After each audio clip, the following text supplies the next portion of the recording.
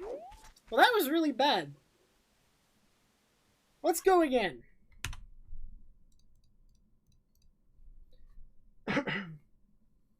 I kind of just want to, like, try runs today. I'm going to practice a whole bunch between today and tomorrow, but, like, I'll try another run. I'm looking to just get a feel. So. What if I added one more?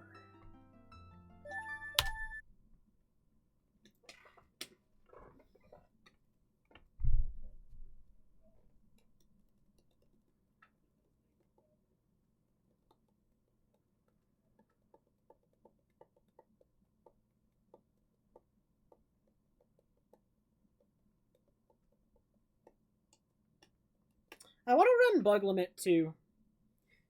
I might just, like, go through, like, all the glitchless categories while I'm waiting for 100% to sort itself out, because I don't think there's any other glitched category I really am interested in running. Right, like what glitched categories right now exist, right? And, like, is there anything even that's not on the leaderboards that I'd want to run? Like, what sounds fun other than 100%?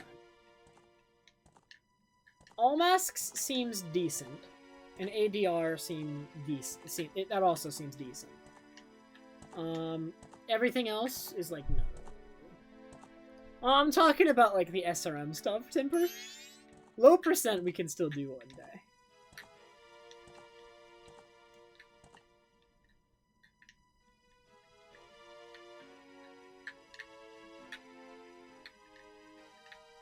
Five items? Nah.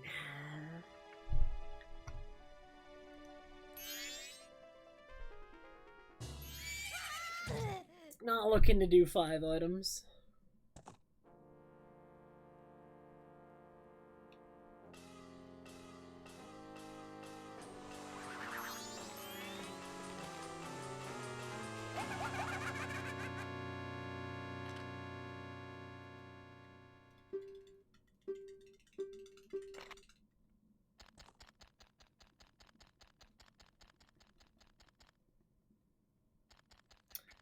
%, is in a state of perpetual rerouting.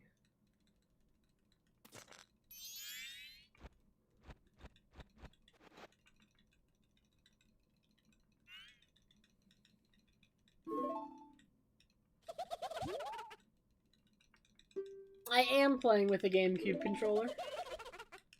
I'm playing on the Wii, so the Wii natively supports GameCube, and it's also just like my preferred controller over an N64 controller.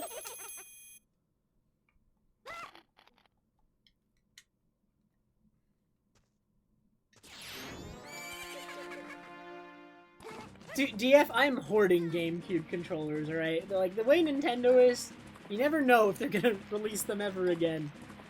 If there's ever another wave of GameCube controllers, I might just buy 10. So that I'm, like, set for life.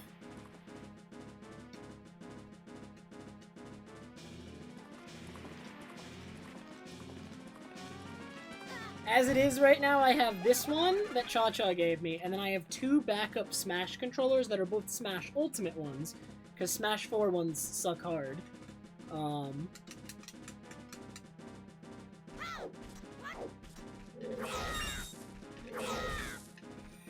want that. I'm not going back for that rupee. Will I regret it? Not looking like it.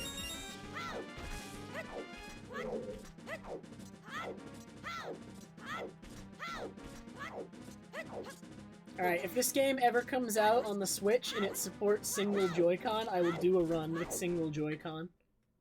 You heard it here.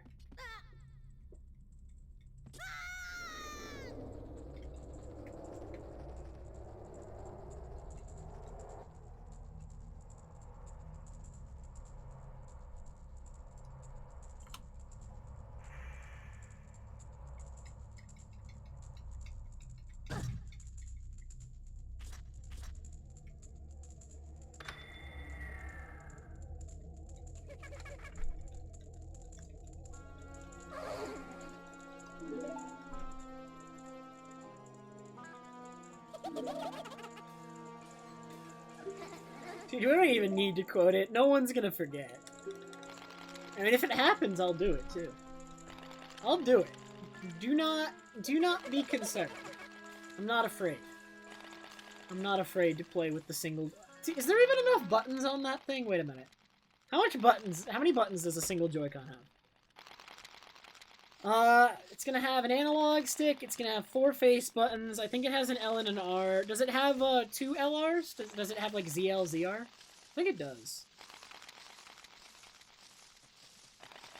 I think so too, Bun. I did some, like, dumb stuff because...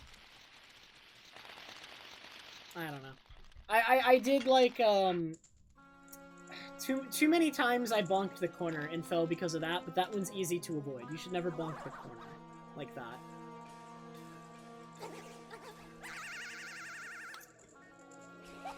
A lot of my errors were pretty silly.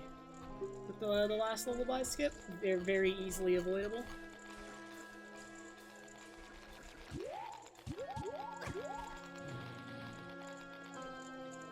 I think the problem with single Joy-Con is, like, what would be the C buttons? You don't have a second analog stick, and you don't have anything that could take its place. Well, I mean, you could do the two... I guess you could do the 2 C buttons like we already do with GameCube controller, or not, like the X and the Y button. One of the Z's, so just like normal, and then C up you could just bind to something random. You'd have to find something random for C up. Maybe like ZL or something.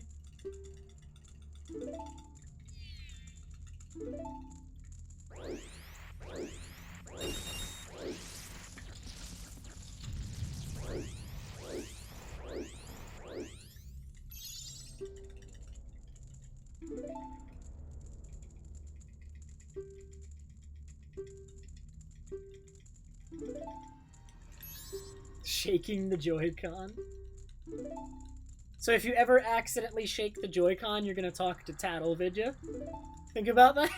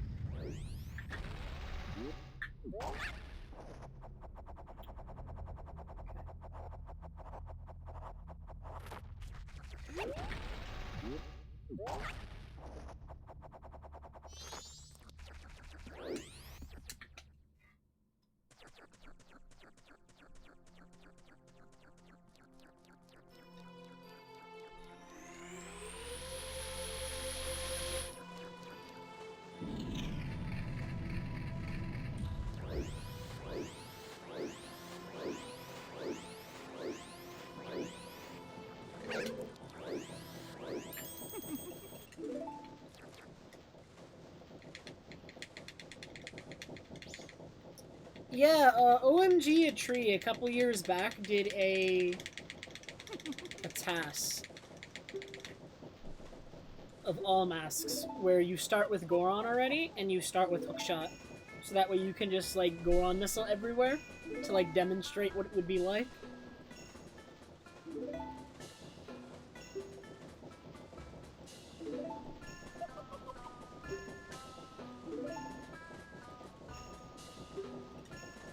You can probably find it on YouTube if you just search like all masks tasks OMG a Tree. Probably would do it.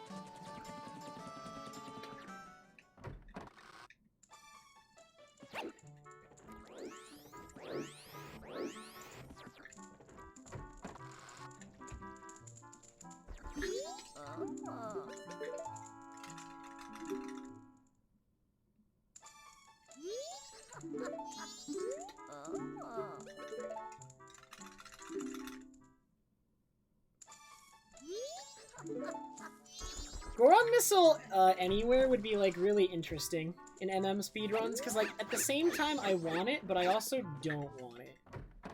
It would be extremely powerful, and it would immediately become, like, a dominant trick in the run if there was, like, almost no restrictions on how it and when it could be used.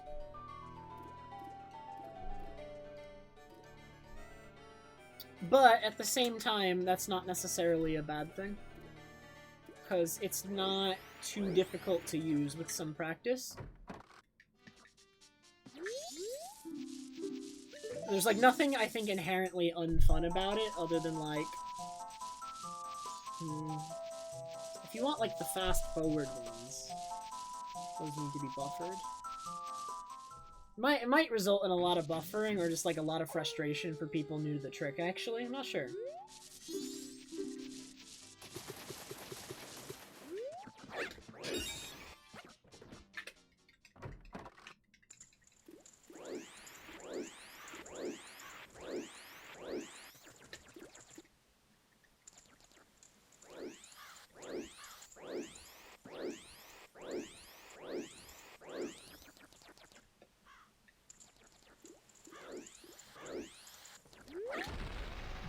What am I doing, man? I need to go to the rupees first. Now it's gonna be 2 extra load zones.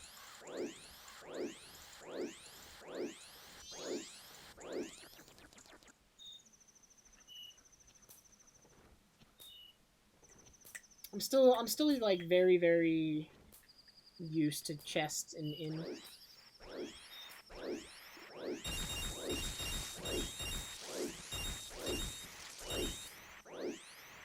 So I'll have to do another load somewhere.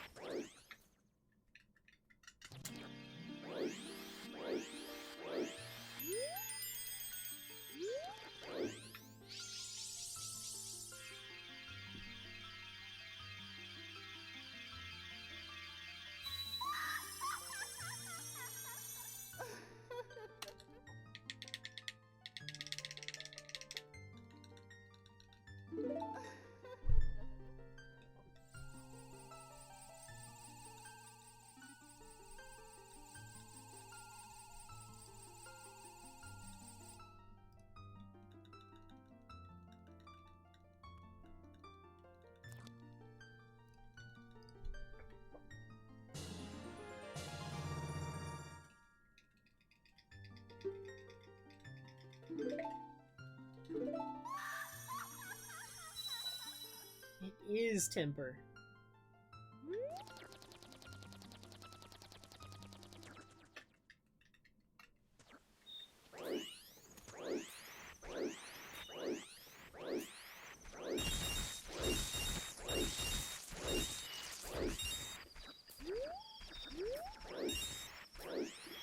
Alright, so I'm really dumb and did things out of order, so I have to do 2 extra load zones instead of 1.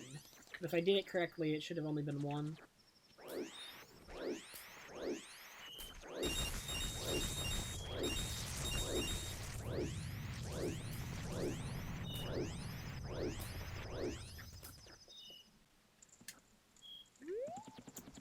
And let some muscle memory take over.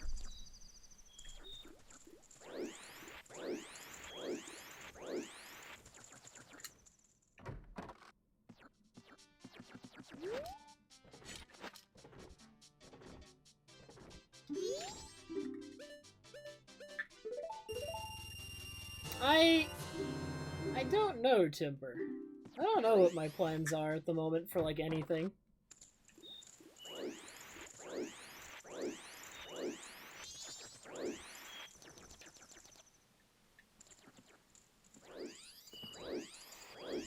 I certainly I think I will.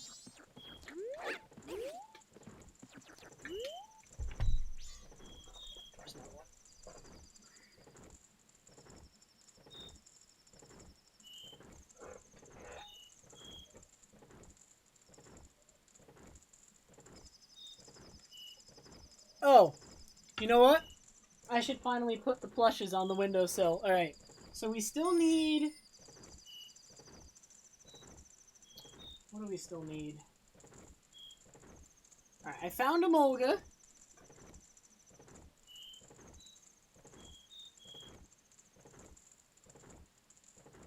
But then where...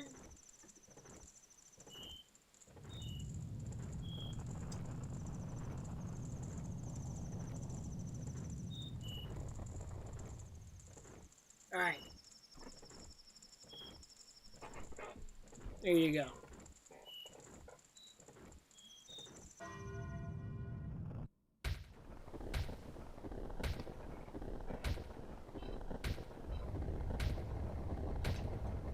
So that was Destiny Heroes, which Omni chose for, and I'm not sure if either of them are still here. Let's go.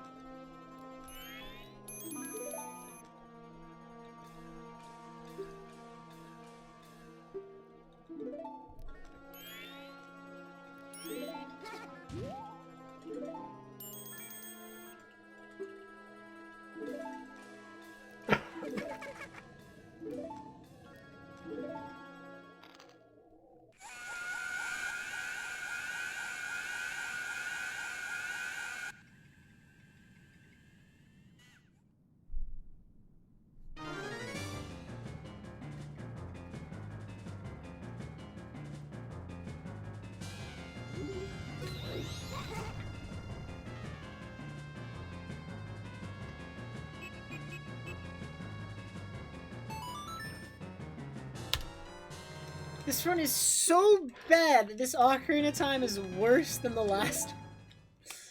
It's crazy. Well, I mean, I guess last time I got really good rupee luck in intro.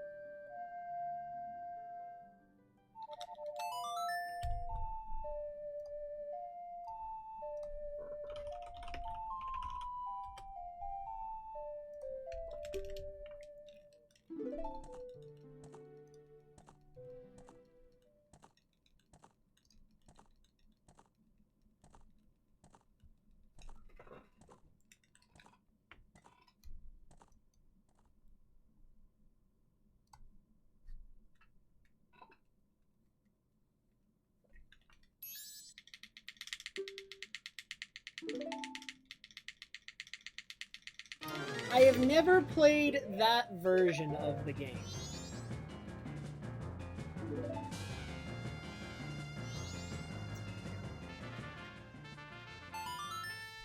I've only played the original Radiant Historia. I've not played Perfect Chronology.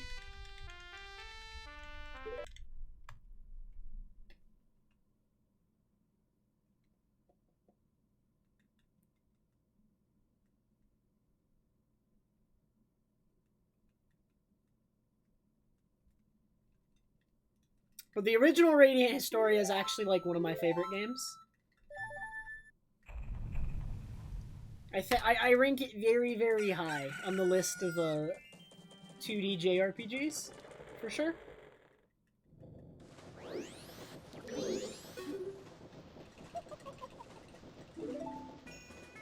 Yeah, I played the original.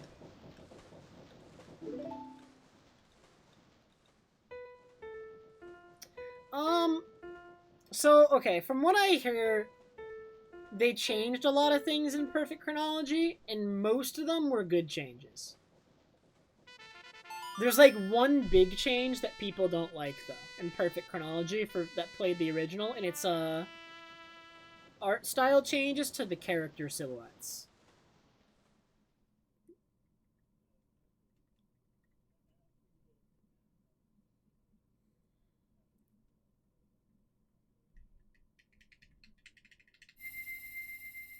A lot of the original character silhouettes for characters when they're speaking in the original Radiant Historia, they have like a darker, grittier, and like not as clean look to them.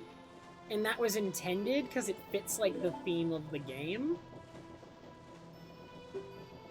But they made them look like a lot cleaner in Perfect Chronology, and a lot of fans didn't seem to be on board with that. And when I saw them, I wasn't really on board with it either. I thought the originals looked better. And they also, and this is probably the thing that people dislike the most, they completely redesigned one of the characters. Their sprite in-game is completely different in addition to their character silhouette being changed.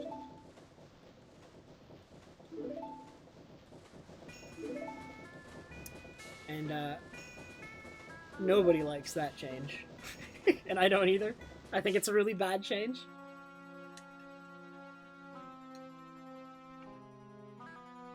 Hey, Mushroom!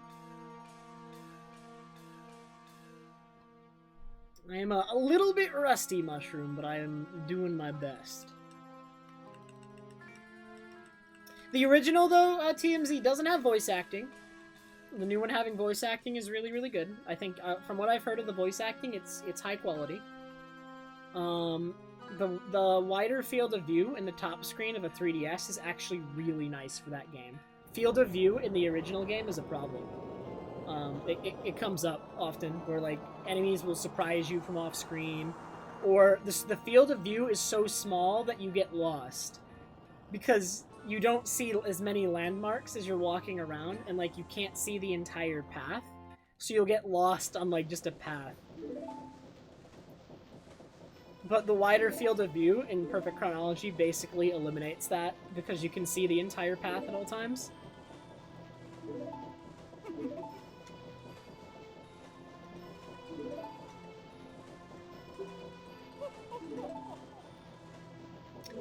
That's what I know about it, at least. Again, I haven't played it, but just from what I've seen, those issues should be solved. My Perfect Chronology? Oh no, Bon. It's like easier to work, Bon, for sure, like when you're... It's like part of your schedule, and then as soon as you take a break, it's always the hardest to go back.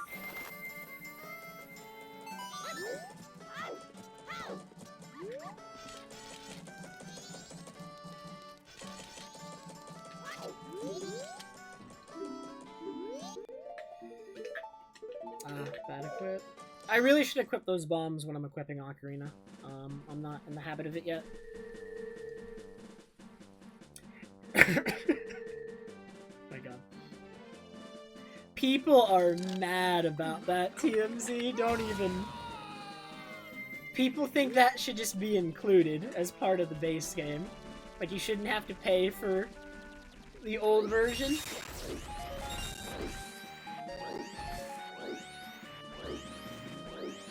I mean, I say people are mad about that, but like 10 people have played Radiant Historia.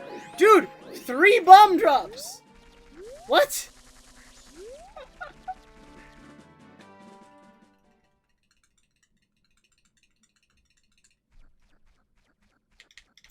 Thanks again, Ferris. Dang, am I really Brazzers guy? Dude, Brazzers hasn't even sponsored me.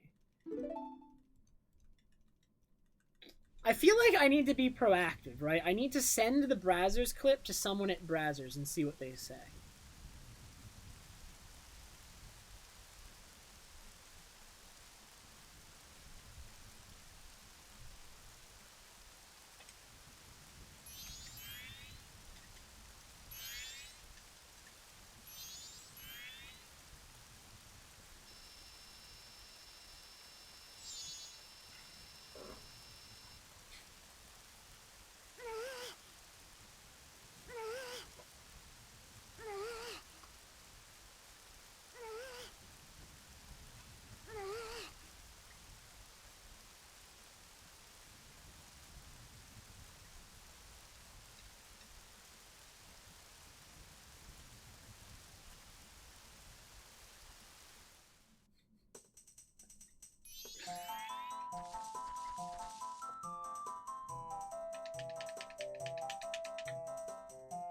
No one's ever gonna forget the Brazzers clip, too.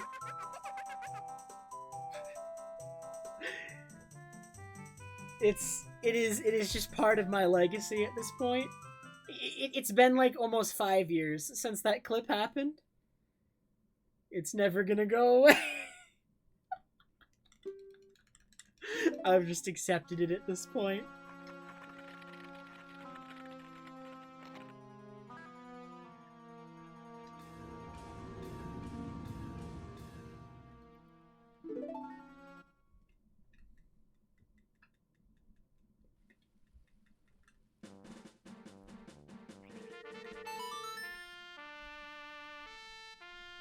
I don't think it did TMZ. But the big thing that I would then pose, if the facial expressions are important and good to you, is what if they added, like, variations on the old sprites with facial expressions?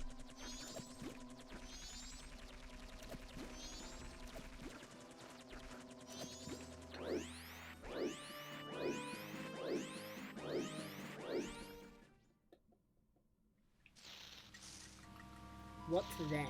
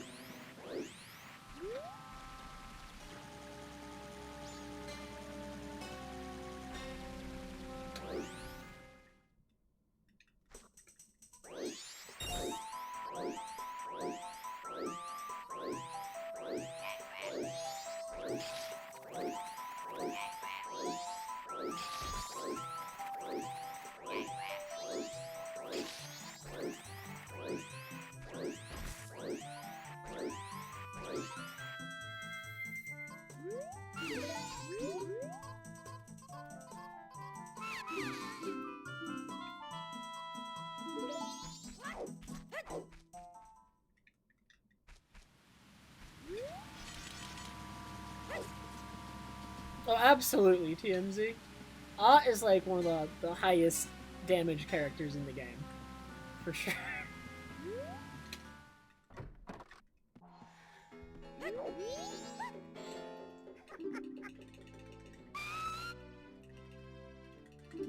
She is pretty nutty, as they say.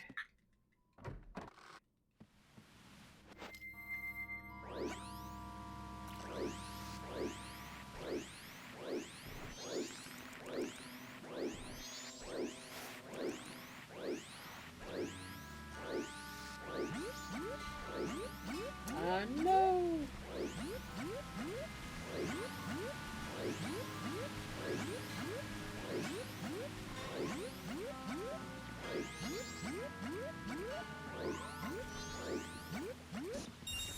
Alright, here we go. Let us...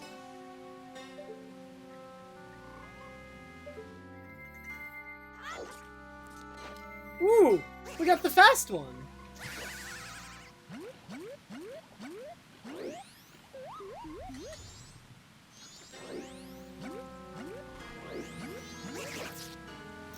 This is a rainbow.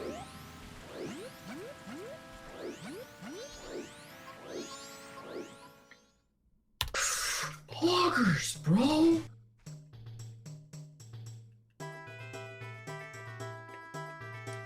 That trick is also new, Vidya.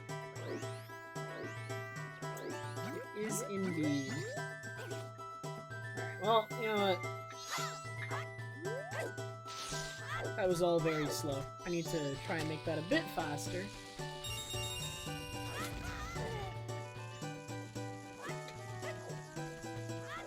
That method of Big Octo Skip wasn't really known about until this year, I think, Vidya. And when it was found, there was like discussion about whether or not it should be allowed. And ultimately it was allowed. Right, because I mean, there were like, that exact same method of Big Octo Skip works with like using a bomb to do a long jump, but obviously the long jump method is banned in Glitchless, but then just jumping from the lily pad was found.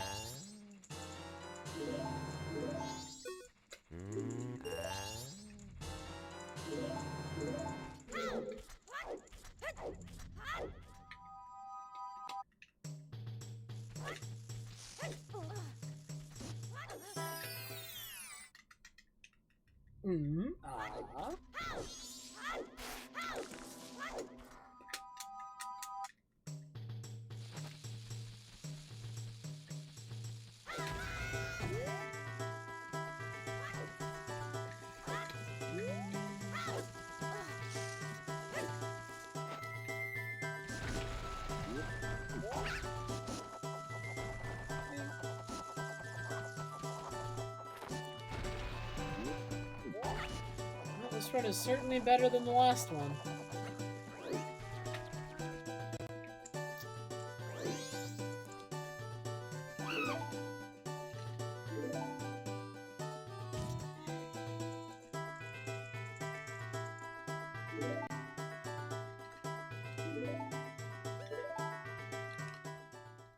This run is really fun.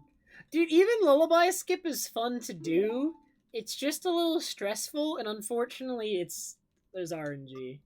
Like, when you get owned by RNG, it's not fun. But when you get good RNG and everything goes according to plan, actually performing it is, like, actually fun, because it's challenging. But as soon as you get past the slope, it's, like, entirely on you. Right? There's like, no RNG anymore once you get up the slope. Right? Because you always have to assume that the fastest win cycle is coming, so it doesn't matter what RNG you get, because you have to assume the fastest one. So you're always playing like it's the fastest one. So, like, getting good or bad RNG, like fast and slow win cycles, does slightly matter, because if you get a slow one, you end up waiting a bit more. Cloggers, bro! But that's it.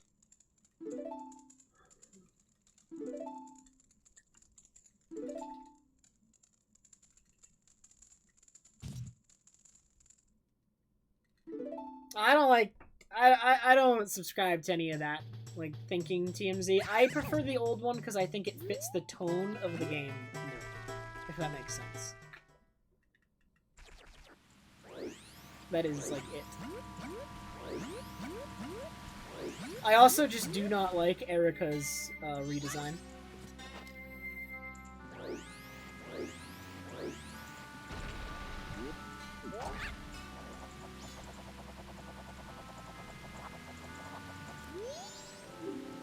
Erica's redesign comes off to me as, like, generic princess.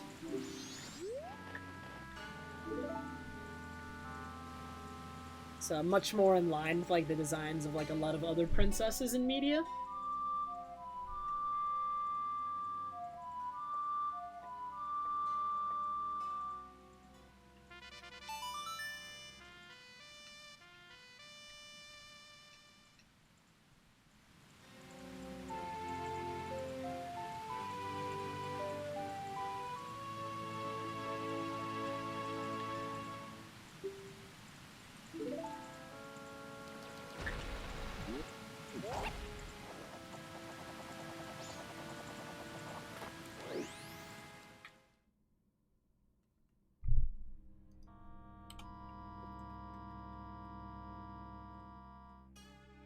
I do not share that sentiment, TMZ, but I also just, I see nothing wrong with liking the new art style. I just don't as much as the old one. Like, it doesn't ruin it for me, but I definitely prefer the old one. Oh, thank God it's a stick.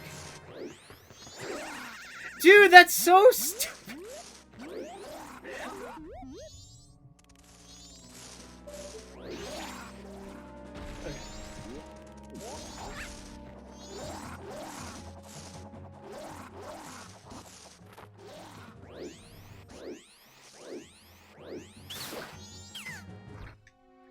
No, the Deku knot. Are you kidding?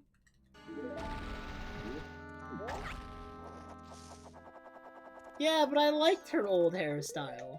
I was a fan. You don't understand. I played the original. I was attached.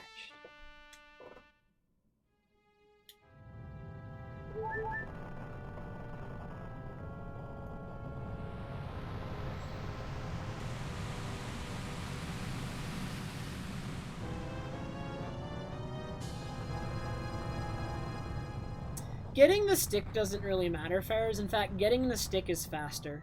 So getting the stick is good RNG. The nut is bad, though. Because by getting the stick there, I can skip the stick here. And that...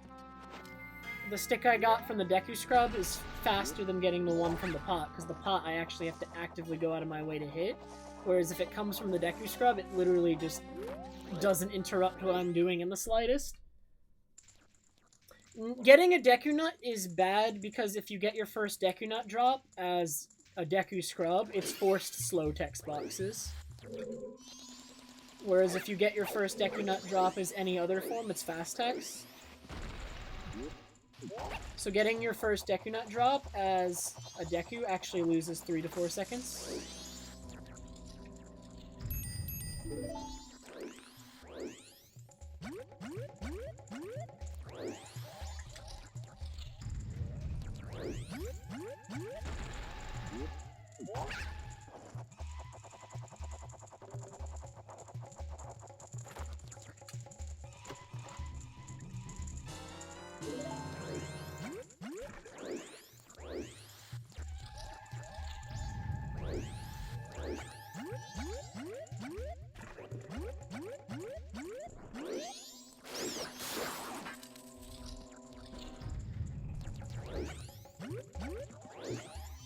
I mean, it just comes down to personal preference. Like, I'm not saying that the remake is bad.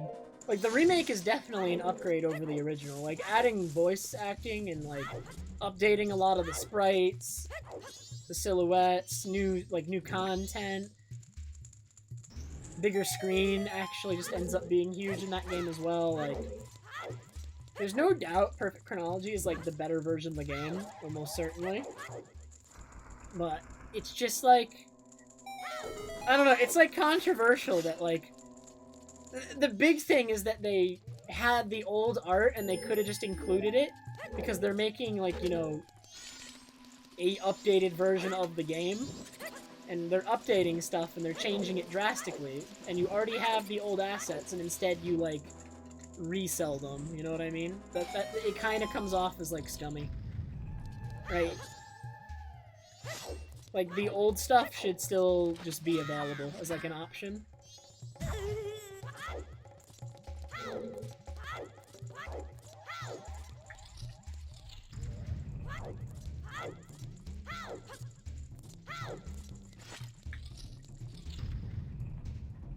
Right, it's like the Xenoblade Chronicles remake. Literally, Xenoblade Chronicles Definitive Edition has new versions of so many of the songs, and yet they also keep the option to, like, listen to any of the old ones if you want. Like, you can change it. It's all there in the remaster to make, like, the ultimate version of the game. Right? Like, I don't understand, like, why you remake or re-release a game or remaster it, and you add in new stuff, and then the old stuff that was already there you take out. That is just, like, basically what I'm not a fan of. I don't think that should ever be taken out.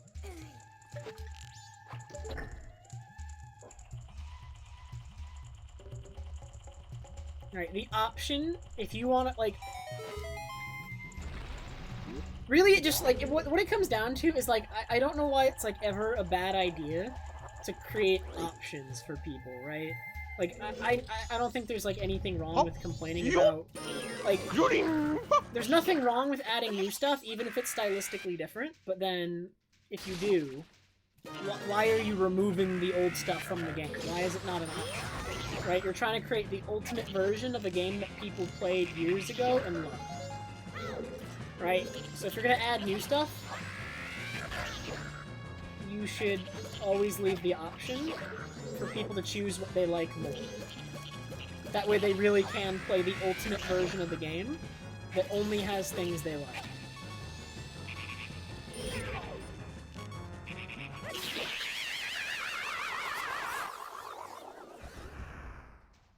We're talking about a remake of a DS game released on 3DS, though, Zuner. There's probably no memory concerns, really. I dropped my bomb late.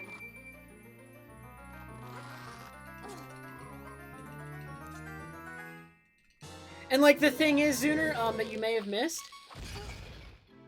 Dang, slow. Okay, yeah, I definitely should have dropped the bomb. But yeah, the thing that you may have missed, Zuner, is, they re-released the old stuff that should have been in the game from the start as DLC. They sold it to you.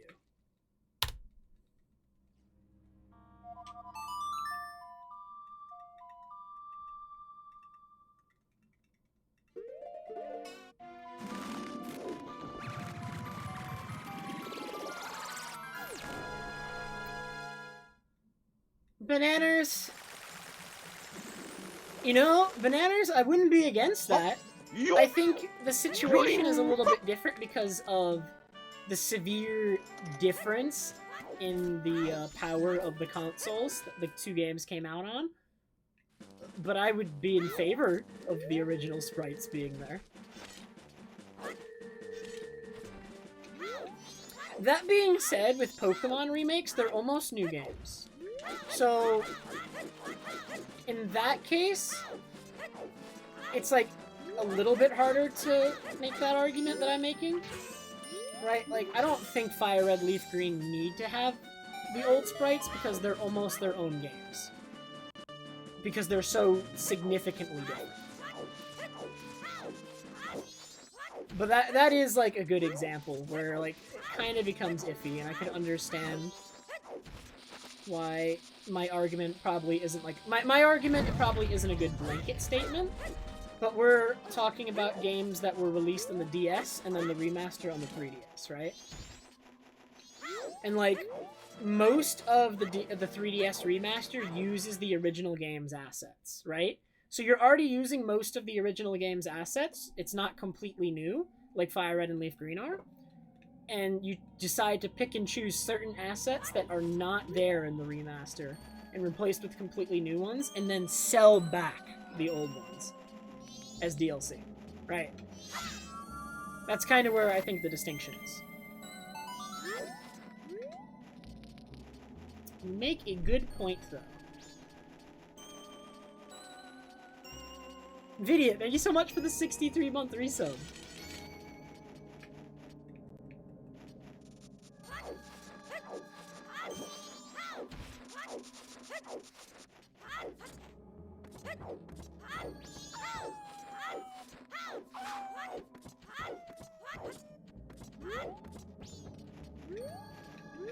Well, not including the Battle Frontier and Omega Ruby and Alpha Sapphire, and then the reason that they gave for that is, like, complete and utter nonsense. I don't think anyone bought that.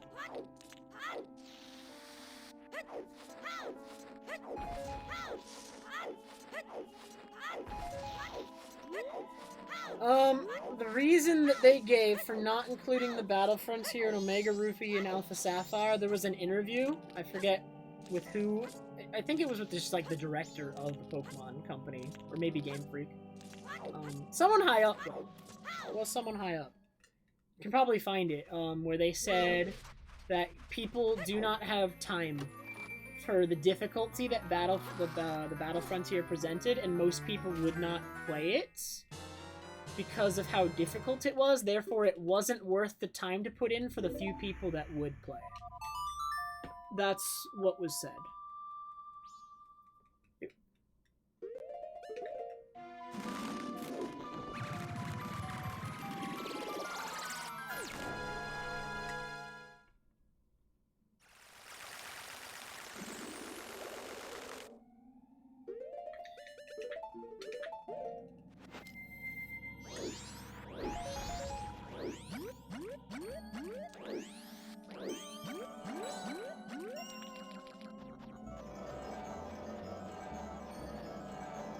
And then they made a reference to mobile phones. So yeah, everyone's on their phone nowadays. No Battle Frontier for you.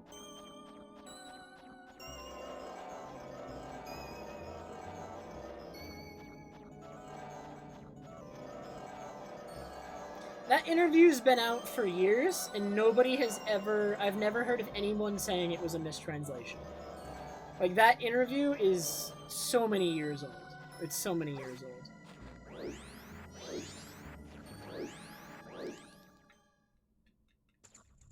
Oh my god.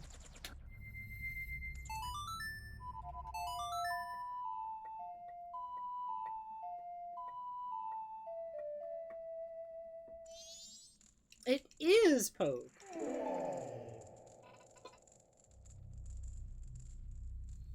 I know, Ferris, I do it all the time, man. It's a really bad habit of mine.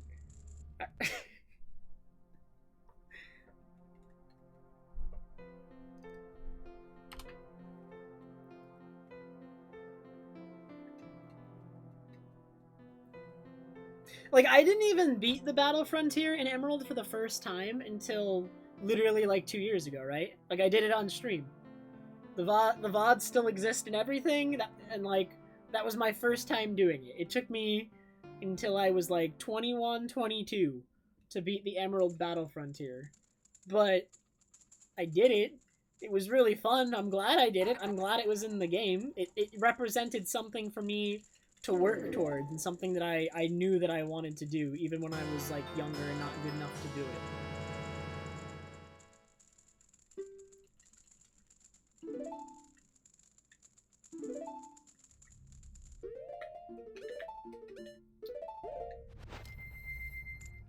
This is the second run of the night. The first run had a very unfortunate lullaby skip that I tried to continue through, but unfortunately, I did not have enough in-game time to complete the run.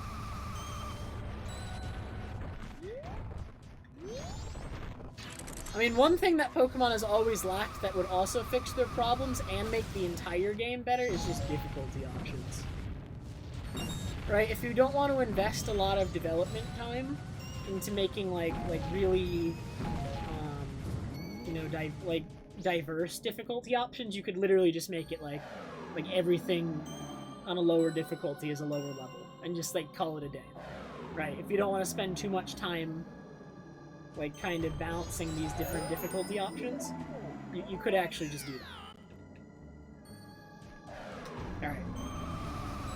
We're gonna have to put this conversation on hold, because we have a thing to do.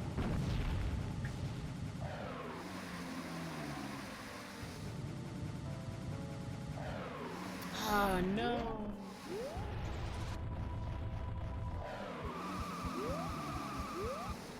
We're gonna go here.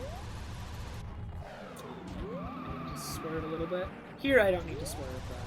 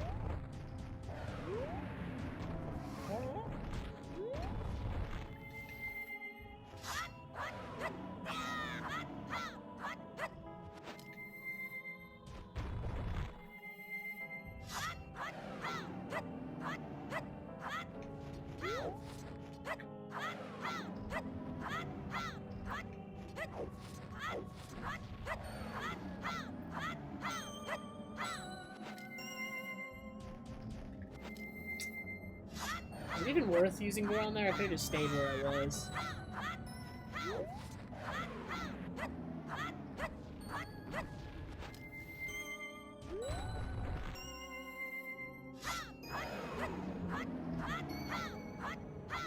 DF, you need to be a part of this.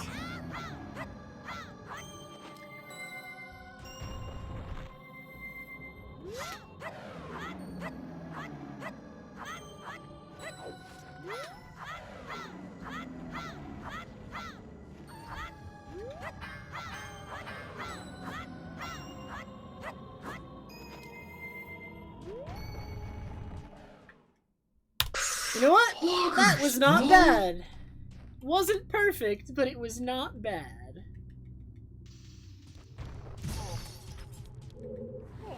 Where's the okay, the text is gonna show up after the block, I guess.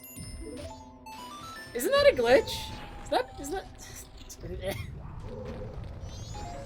I mean, I'm not recording with this run, but I think I need to try to intentionally avoid doing that.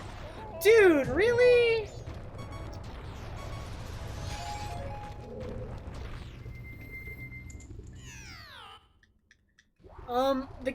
The discussion started about Radiant Historia, which is a DS JRPG that I really like. And now it's Pokemon.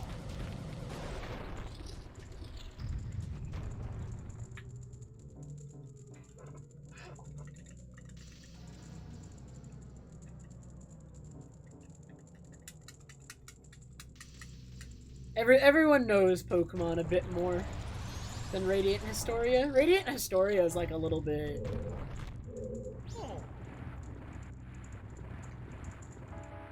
I don't know. Not many people got Radiant Historia. I don't think it sold well like either time it released. Which is sad, because I think it's a really good game. If you like JRPGs, unfortunately you don't get to play Radiant Historia because it costs $1 million, so forget I mentioned it.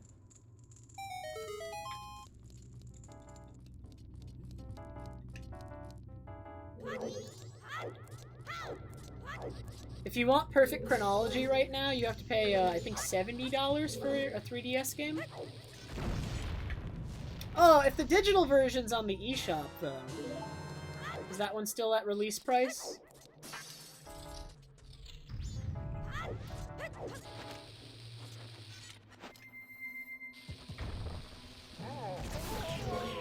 I'm a little bit nervous to try this with crit health. I don't think I'm going to. I usually fail it. We're gonna play it safe again. Lose only a few seconds. Okay, there goes my earbud. Goodbye.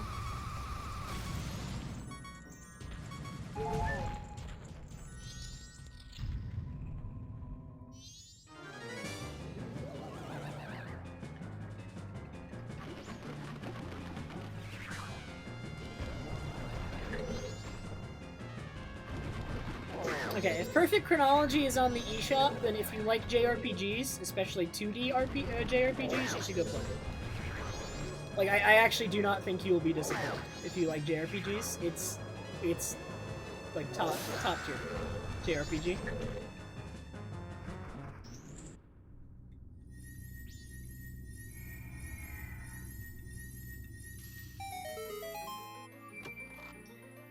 The OST in Radiant Historia is really good. It's unfortunately a little bit small, due to, I think, limitations on the original DS, but the remake on 3DS adds a few new songs. So, there is that. But I think, like, every song that's in Radiant Historia is good. The biggest thing that can be held against it is the OST is very small, due to limitations on the DS. Like, I think it's only like 20 songs or so, Poke. 20, 25, 30? Definitely no more than 30.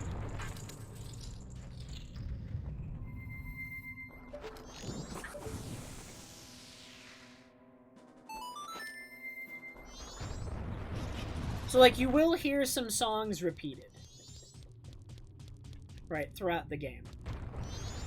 You will hear some songs reused for multiple cutscenes and whatnot.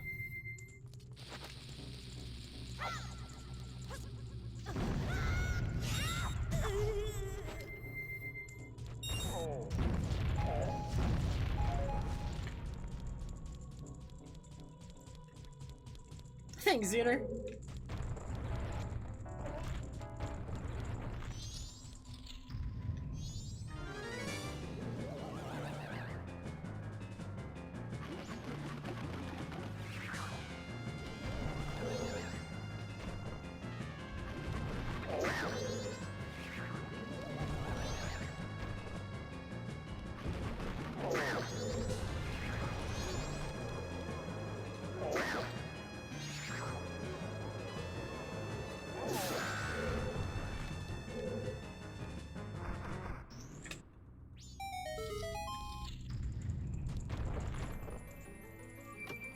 Yo, I forgot about new Pokemon Snap, Blue. Why do you have to go and remind me?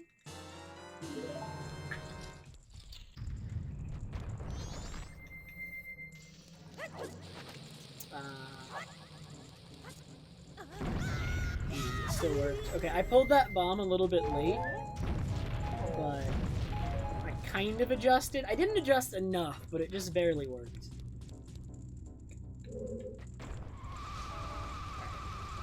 That was nice. Alright! In-game time is good this run. The run's not gonna die for in-game time related reasons this time. Wait, what am I doing? Shoot the arrow.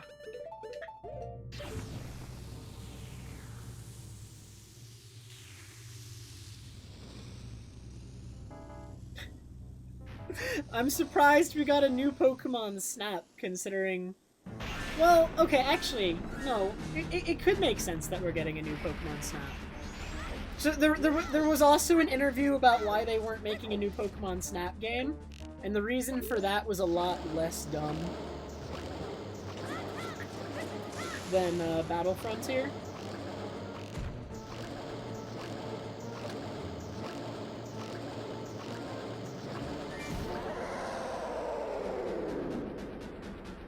The reason back in the Wii U era that they did not make a new Pokemon Snap was they said they didn't want to make a new one unless they could really add something onto the original. They didn't just want to, like, retread with, like, better graphics. That's what they said. Which is a better reason. Loggers, bro!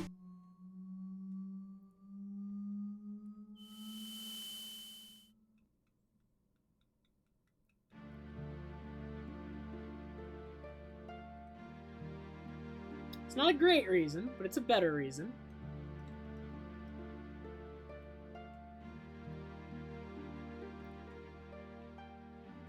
Because I think sometimes when a series has been dormant for so long, like, some people just want to see, like, the same thing, maybe a bit longer with better graphics and new Pokemon, right? Like, it's been so long that some people don't necessarily require you to do that to be satisfied with a new game. But it's still, like, a decent reason.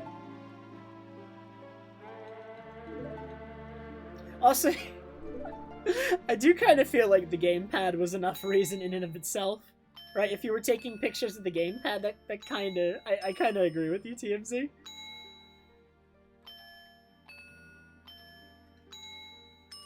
So, again, not a great reason. Better than the Battle Frontier.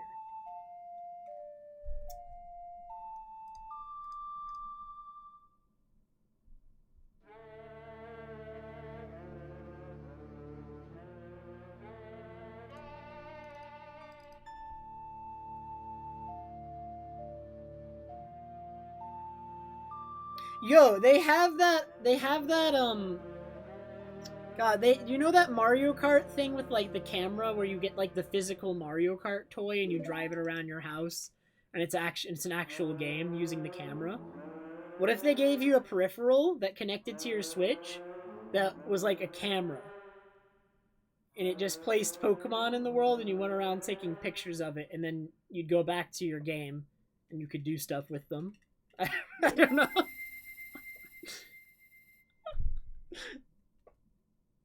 I'm just throwing out ideas, TMZ. Just throwing out ideas. Pokemon Go, but with a camera.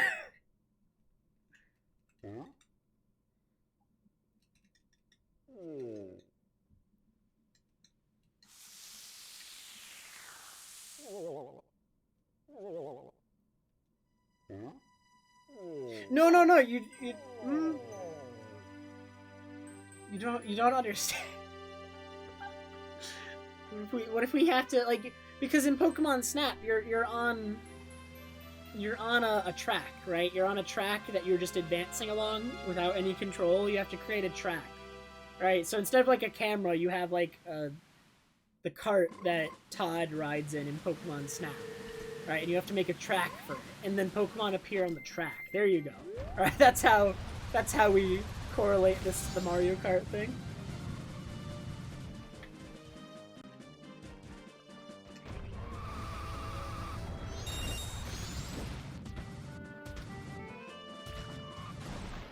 Between the two, I would definitely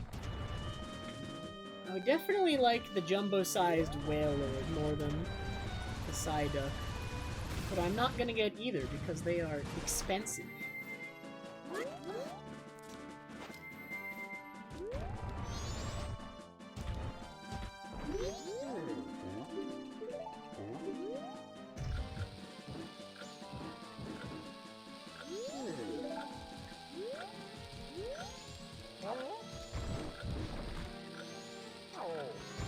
You know, I really want VR to become, like, super affordable.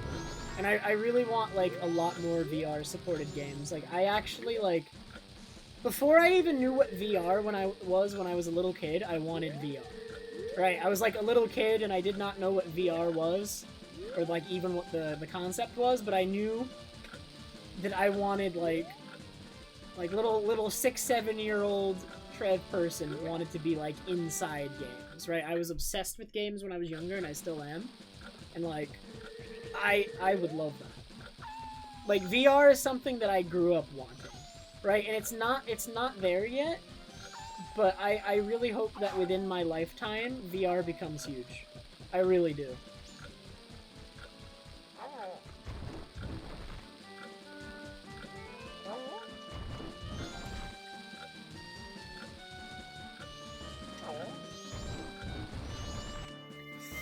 That... God, I'm not sure. It's, like, really close. Like, that was almost certainly, like... It was almost probably in range.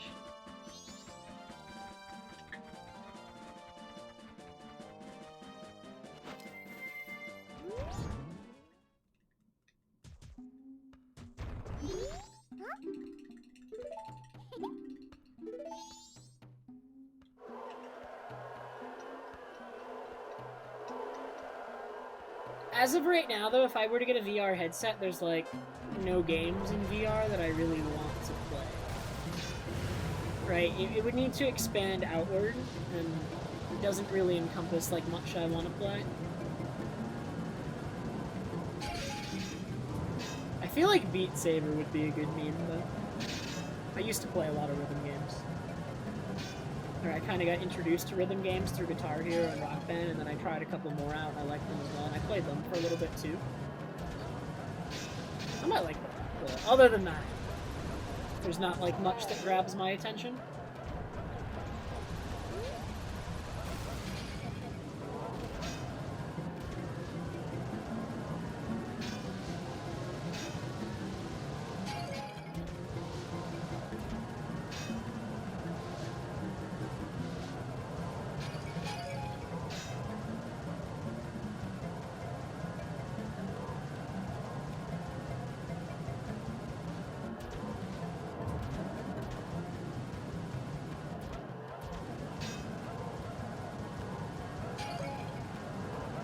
And in contrast to my opinion about VR, I actually hate augmented reality.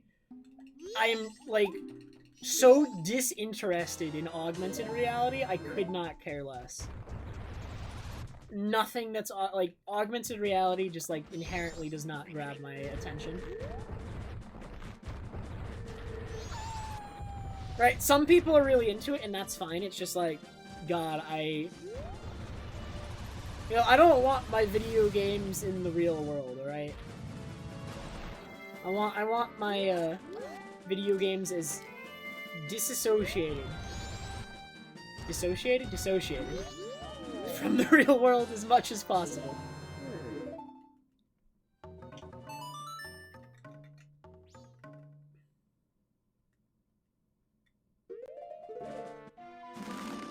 Yeah, my Pokemon Snap idea is kind of AR, but it's just kind of like a meme. Right? I just thought it would be a nice gimmick, right? It's not something that, like, I actually want. I just thought it would be funny. It would be kind of funny. I might even play that, but, like, AR, like, augmented reality is not something I really am looking for. Also, I should really do this.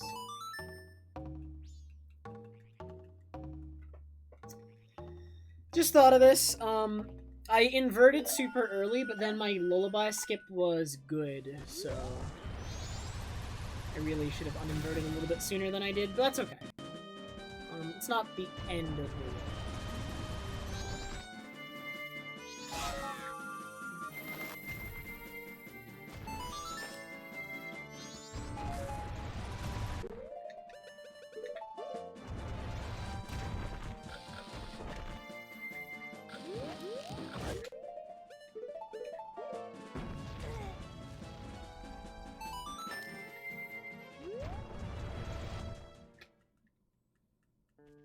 Now, because I had to invert in this split and not after Epona's song, we're gonna skip it.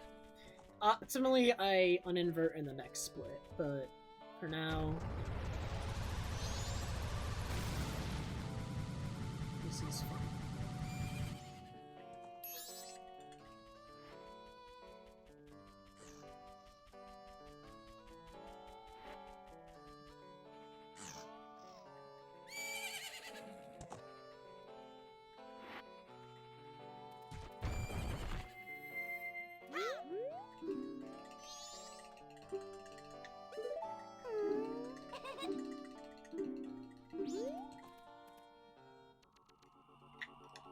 Hey, yo, Mons.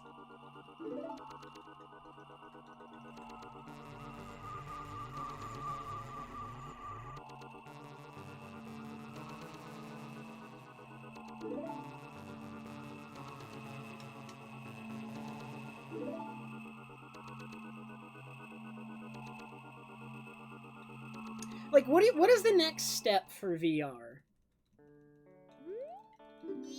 Right, like, what I'm thinking about for VR that, like, probably makes the most sense as the next step is, like, a controller in your hand that gives you, like, real feedback when you touch things. Right? Right, like, integrating the sense of, like, touch into the experience, right? You go to sight to touch, and then...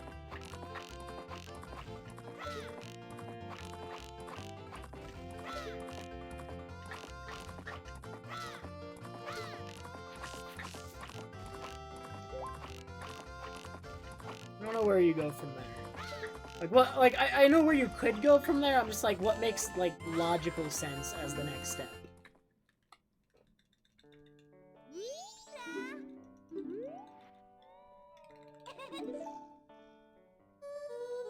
How expensive is that stuff, Elderface?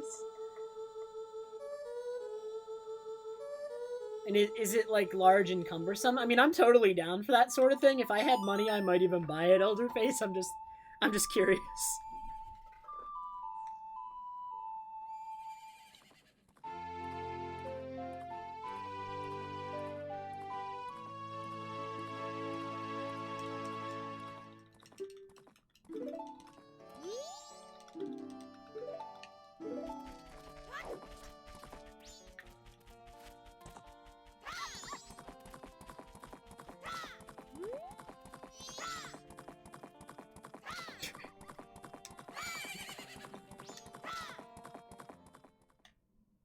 Wait, how does brain control work? The very concept intrigues me.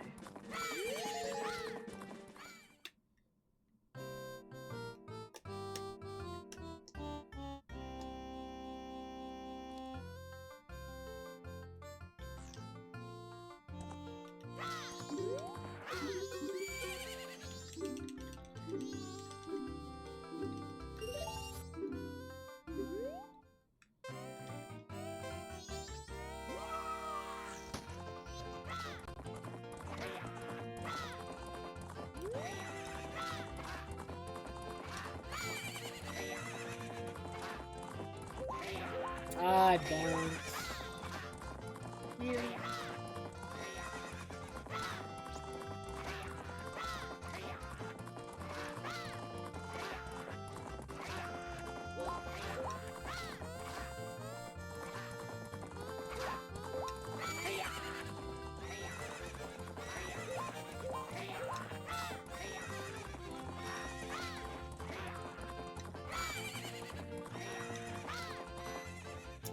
Even with that bonk, I think this can 46. Yeah, it can. By 1 frame.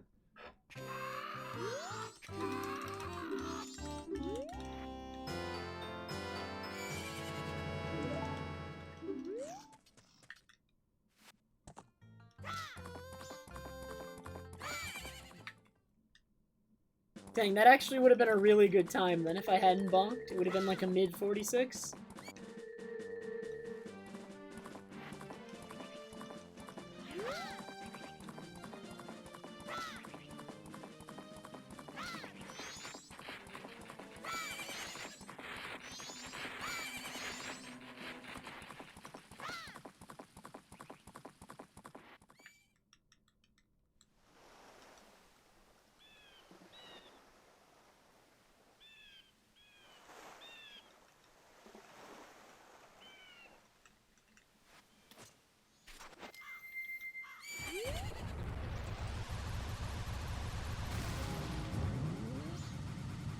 I don't know, man. Sometimes with my gameplay, it, like, calls into question whether I control anything with my brain. You know what I mean? There's some doubt.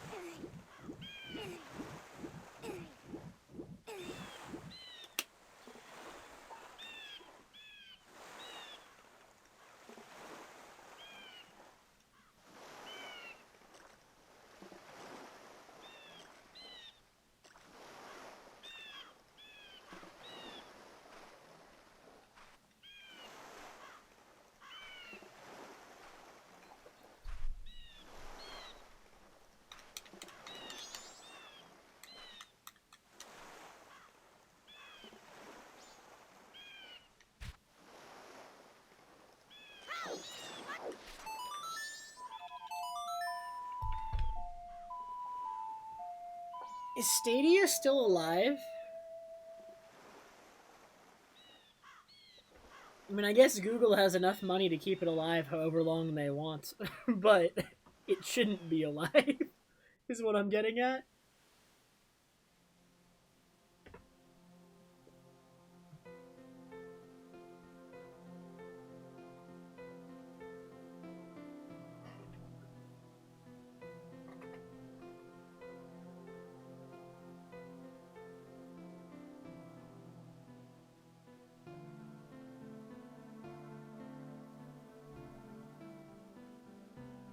It's like the concept of Stadia isn't even bad, it was just executed in like the worst possible way.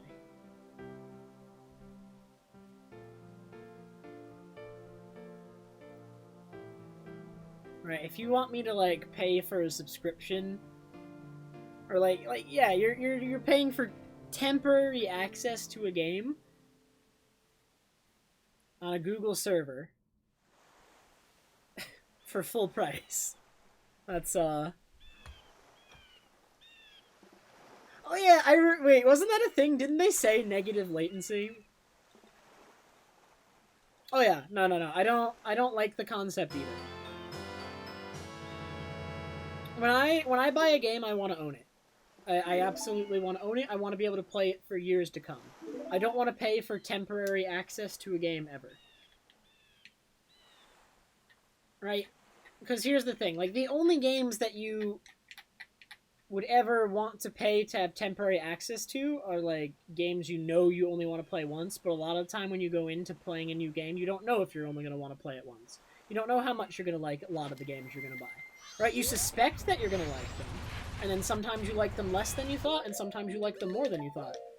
And there's a lot of games that I went into not knowing I would want to play more than once that I ended up being like, wow, I know I'm going to want to play this game again someday. It's a really good game.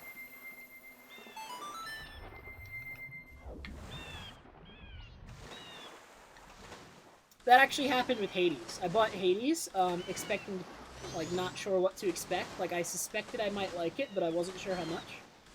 And I think Hades might be, like, one of my top played games on Steam right now.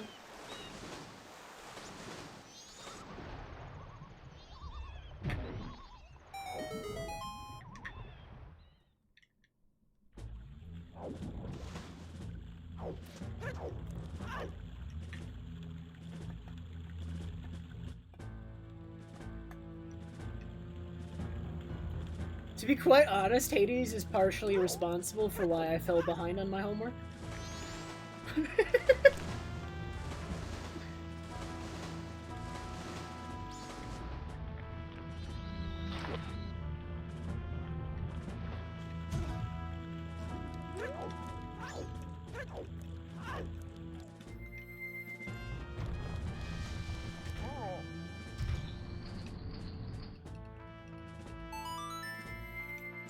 Yo, I distinctly remember nights where I was playing Hades where I'm like, okay, I'm only gonna do one more run.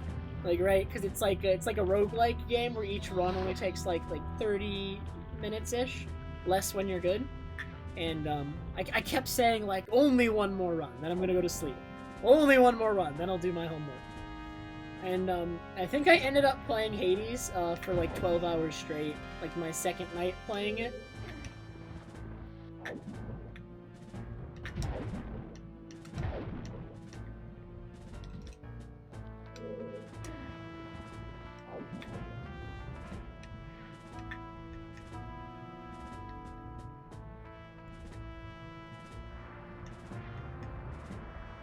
It wasn't suddenly it's 5 a.m. Cougar, it's like suddenly it's noon, is what happened to me.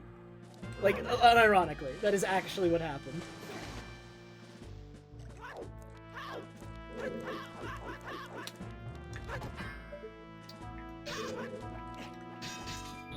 Okay, thank God that hit. Alright, well this is...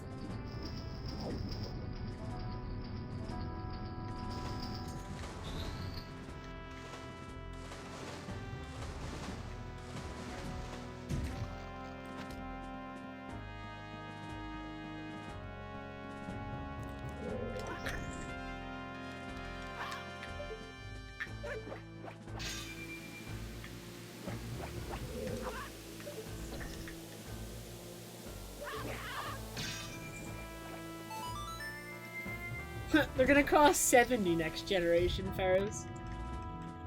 Games as a service should, like, cost, like... Honestly, games... If you're selling microtransactions in your game and they're the primary way you plan to make money, your game should be, like, $5, $10 or even free. Right? Like, I will never support $60 entry fee for a game with, like, hundreds of dollars worth of microtransactions that they're pushing. Right, if you only have a few microtransactions, it's not bad, and I wouldn't argue that, but, like, if it's your main revenue stream, the entry fee should be almost nothing, if not nothing.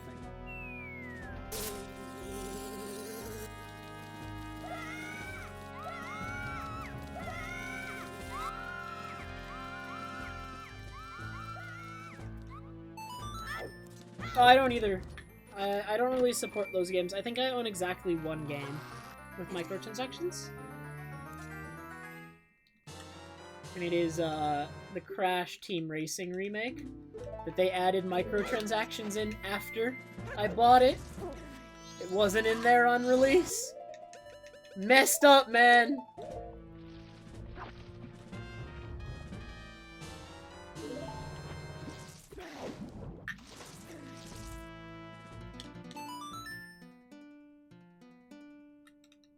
Well, I guess Smash technically does.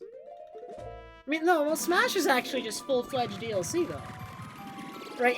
Smash has the more traditional DLC package, right? Which is different from microtransactions. Whoops. No, that's not what I wanted to do. Oh, the Mii costumes. I forgot about those. Never mind. No, you're right, you're right, you're right. Alright, so it has traditional DLC and microtransactions. Never mind. See, I care about the Mii costumes so little, though, that I didn't even remember that they existed. But they do exist, so, yeah.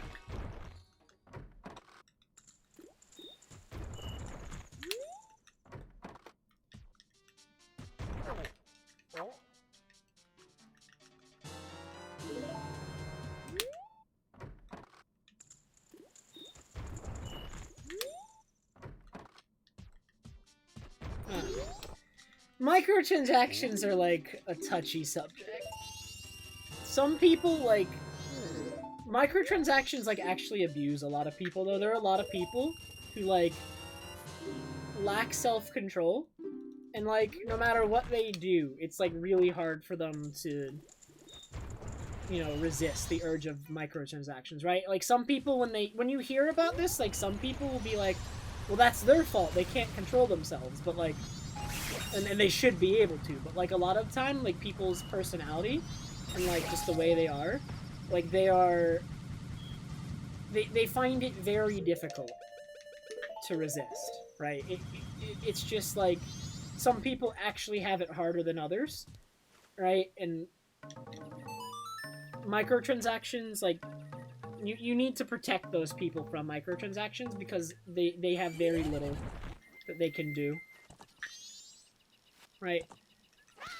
Like, I don't really believe in, like, blaming the consumer in that situation because some people actually are just, like, predisposed to be extremely vulnerable. You know what I mean? Does that make sense? I feel like I'm doing, like, I don't understand this completely, but I know enough because I know somebody like this.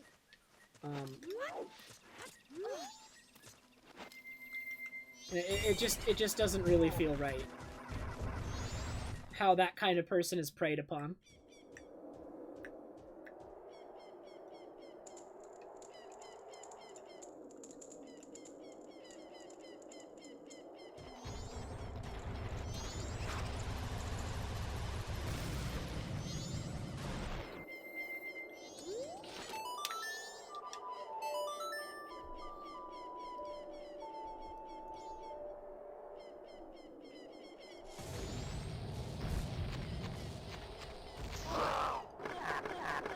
So I have an extra stick, right? Don't I have an extra stick? No, I only have the one.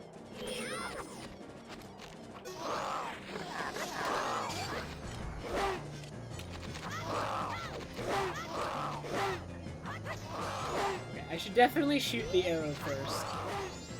I thought I could get away with that and then just run up. Arrow first, then stick jump slash, then crouch step.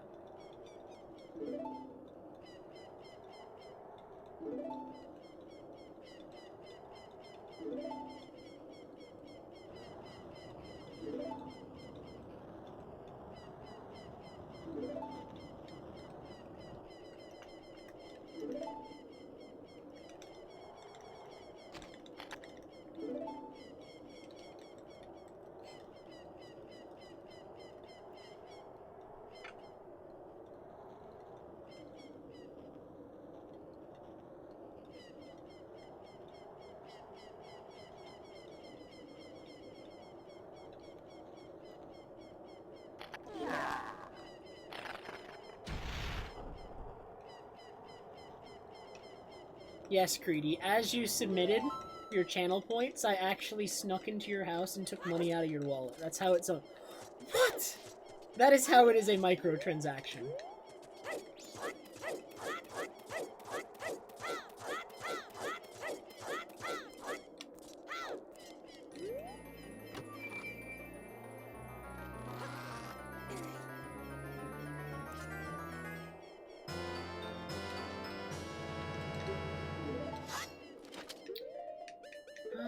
No, wait, what am I doing?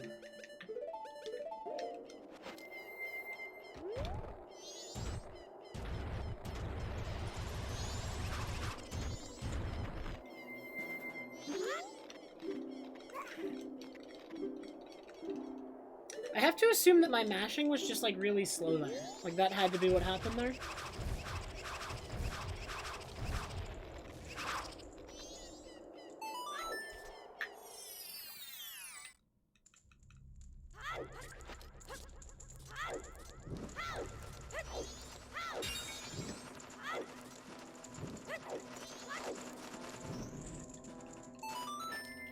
I did skipping the lullaby skip, gents, and it was decently fast in the manner in which I skipped.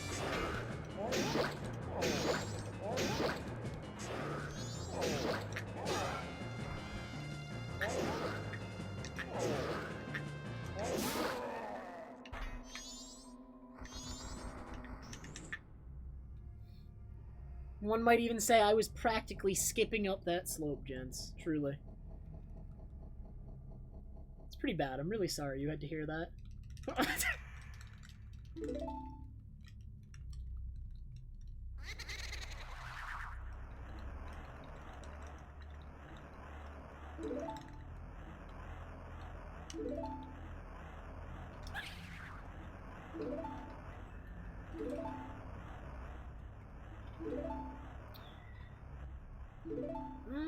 mean, that bomb drop's nice, but I don't need it. I'll get it anyway, though. My bomb count is tight without it, but with it, it's not tight at all.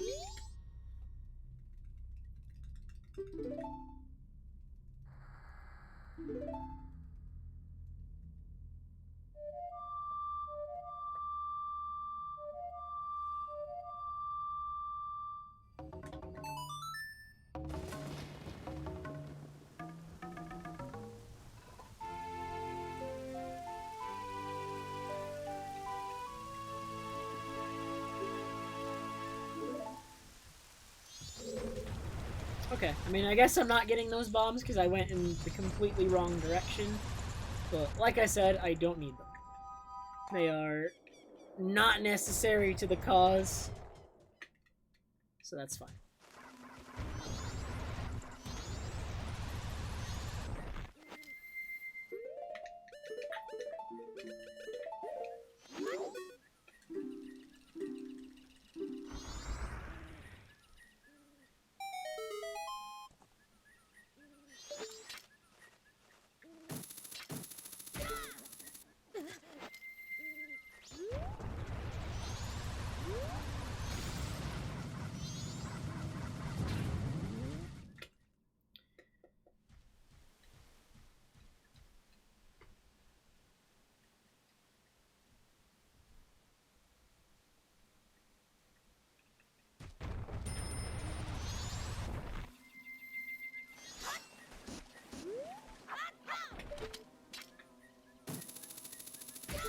Ooh, that was fast.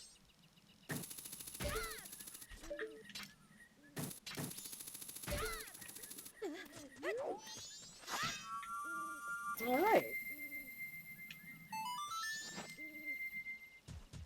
I'm gonna grab the bombs.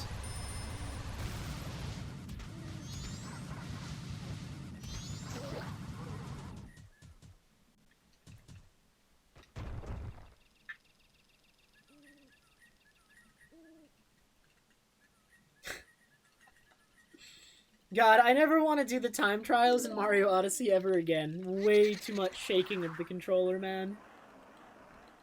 Way too much shaking.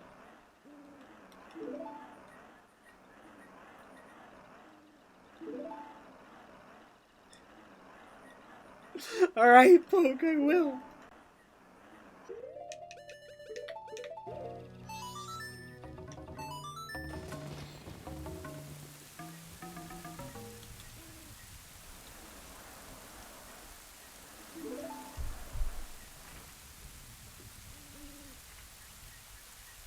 Oh, there's more text. I forgot. I'm dumb.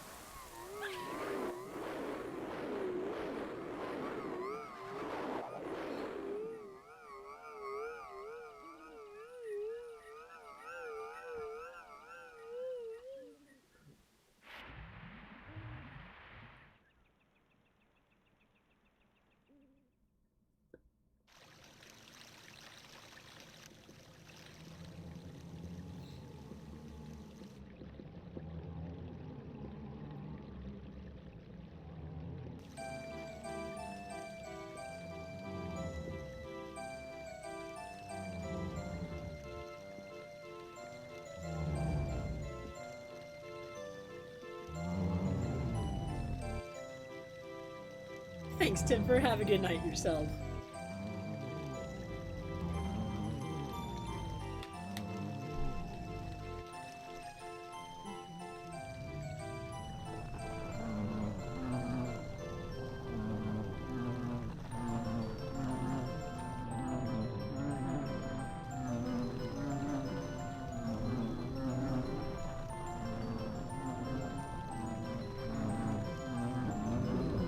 Dang, I got DM'd by a user on Discord trying to sell me a League of Legends Smurf.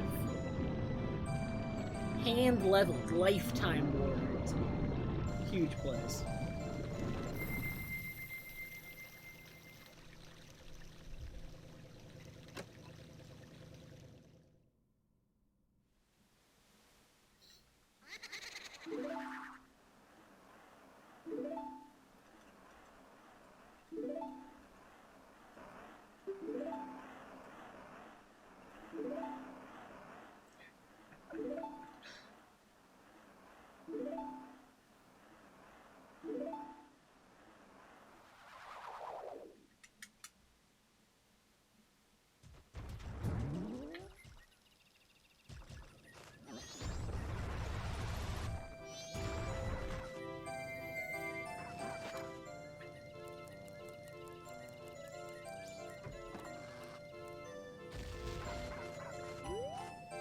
Yeah, my GameCube is actually the Gale of Darkness one as well. It's pretty sick.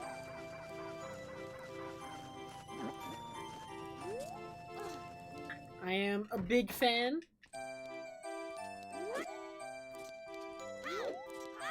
Yeah, I don't have the Gale of Darkness disc anymore, but...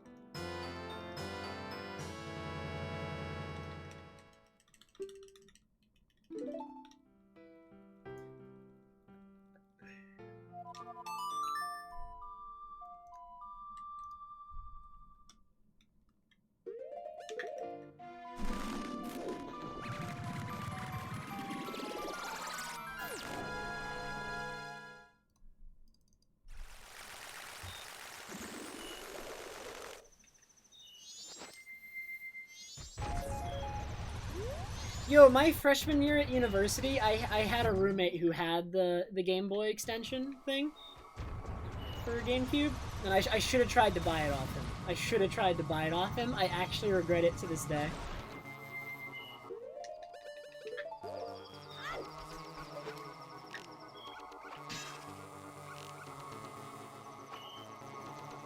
Because I do not have one.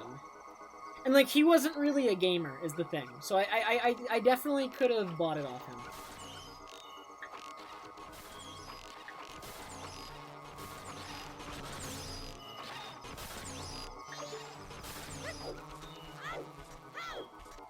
He had the disc, too. He had both. He had both. Like, he had everything to make it work.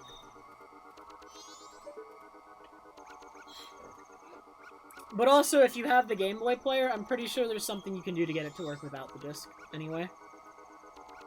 It's just like a little bit of extra effort.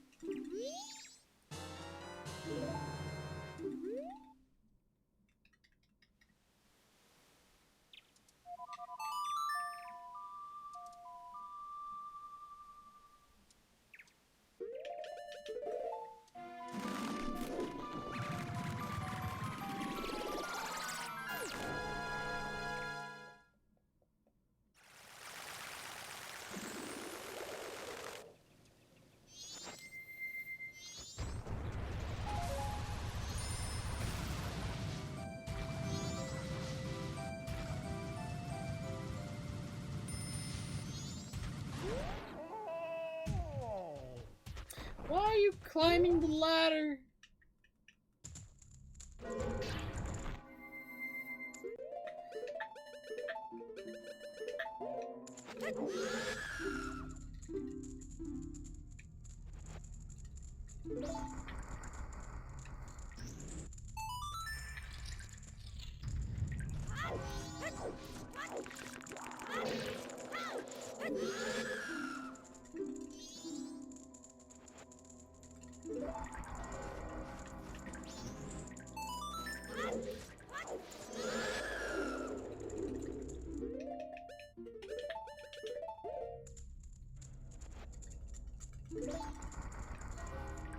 Yeah, that's not worth $40, Lou. They should be paying you to take that trash.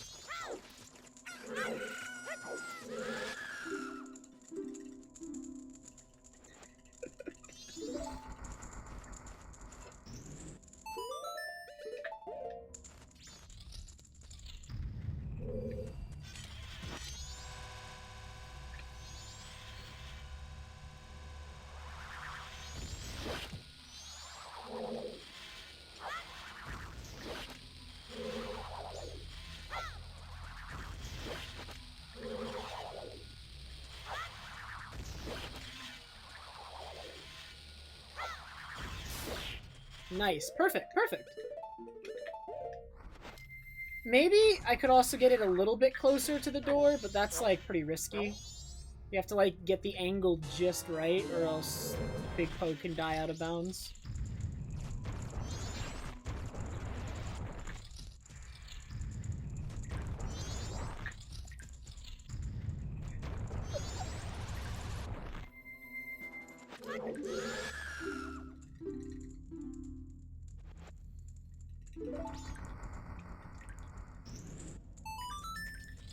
What a copy pasta that was.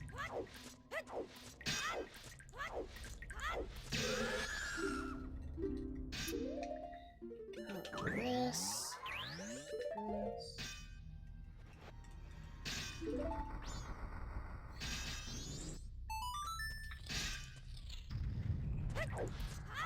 These are very good axe names. I approve of all of them.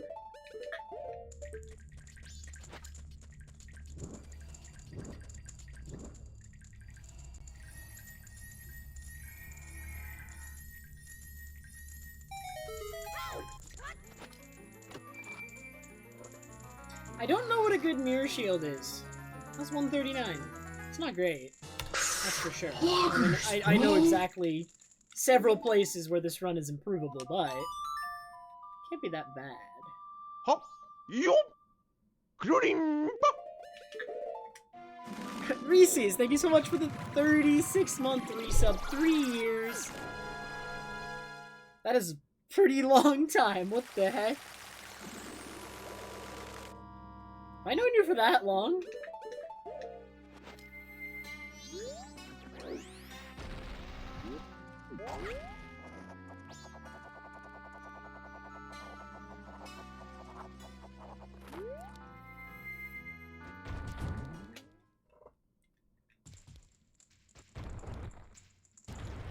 I wouldn't describe it like that, Reese's.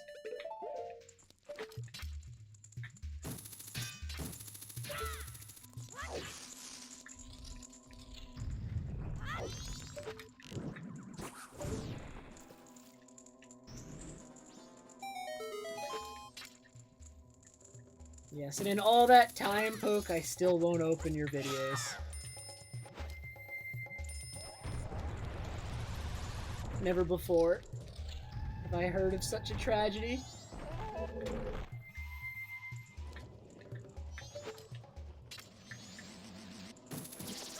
That's so sad, man. I was hoping I could beat him by just... The other one?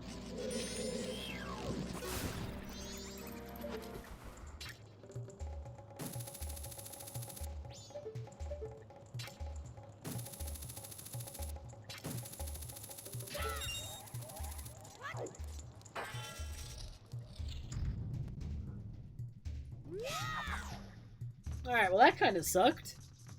Double dragonfly. It's the Dragonflies coming to stop me from taking the world record. Hop. Yup. Gluing.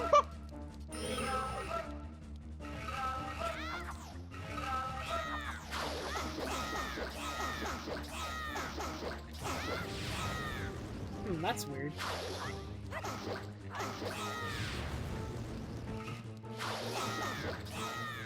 Oh my god.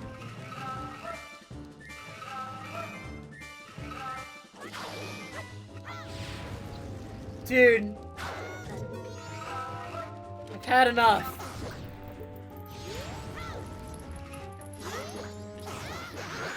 Okay. That was really bad.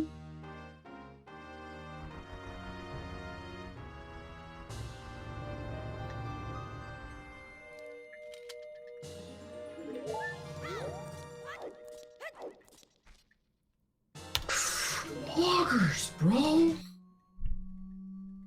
So, like, what happened there is I did not react appropriately to Adalwa delaying his initial slash, right? The strat I wanted to go for there was, you know, at the very beginning of the fight, he always times his first slash at the exact same time, except for when he decides to delay it briefly by doing a little dance instead. And I didn't react fast enough to the dance. Yo, Reese's, thank you so much for gifting a sub to Poke. That is very generous of you.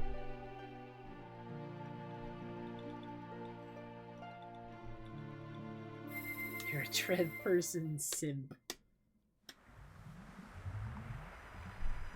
Me too, me too.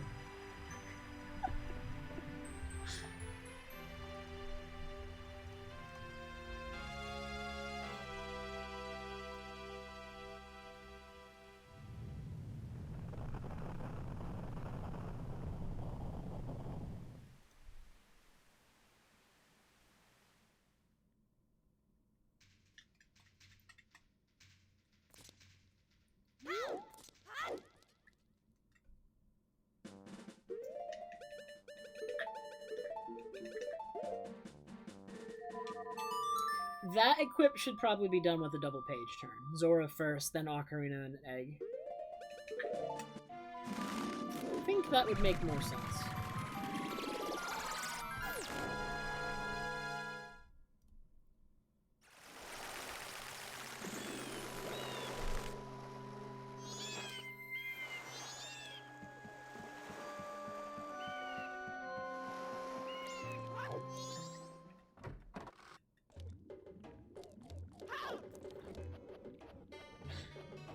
Can I ever top Electabuzz, Ferris? How can I ever top? I don't know if I can.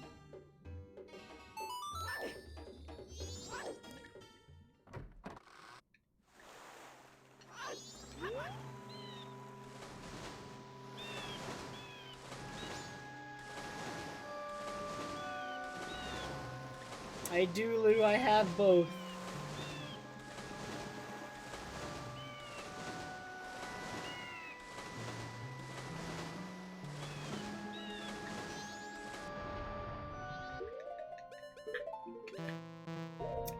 I forgot.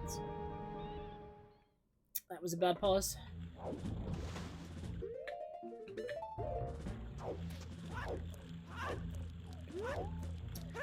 The software is called Nintendo Spy for my input display. You do need a hardware component as well, but you can also make it yourself if you have, like, any knowledge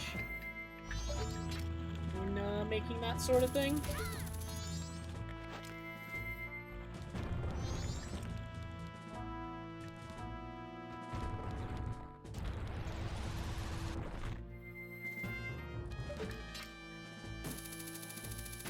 I don't make a big deal of it anymore, TMZ. That trick's kind of hard. Not gonna lie. I think there will be runs where I fail that trick.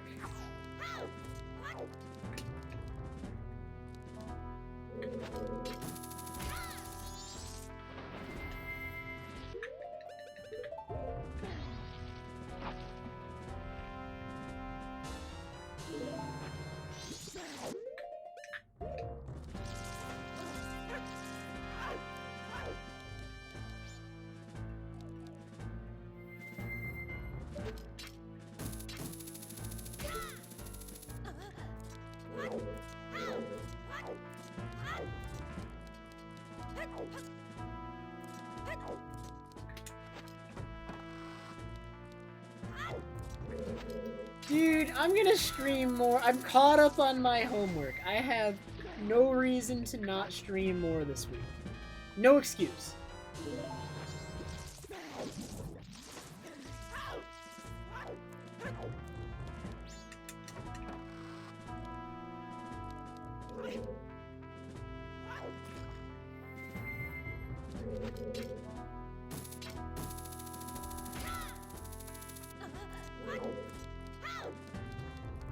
Can I get the really fast strat here?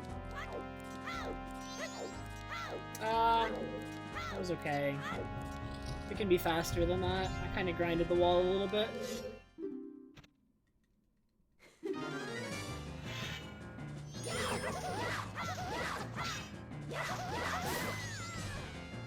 Channel point gambling?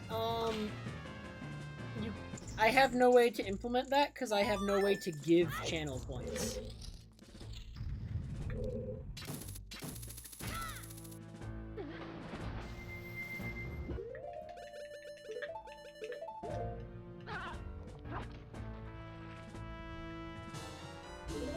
Oh wait, there's a new feature for it? Okay, wait, I might have to look at it then.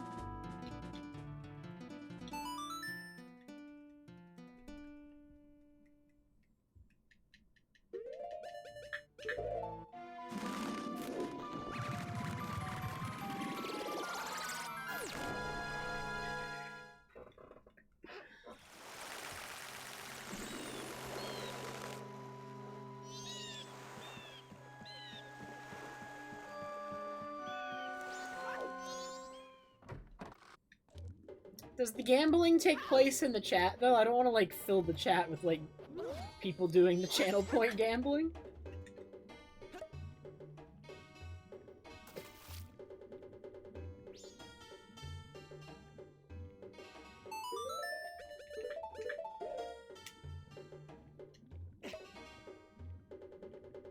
Oh, okay. Okay, then I'll look at it then.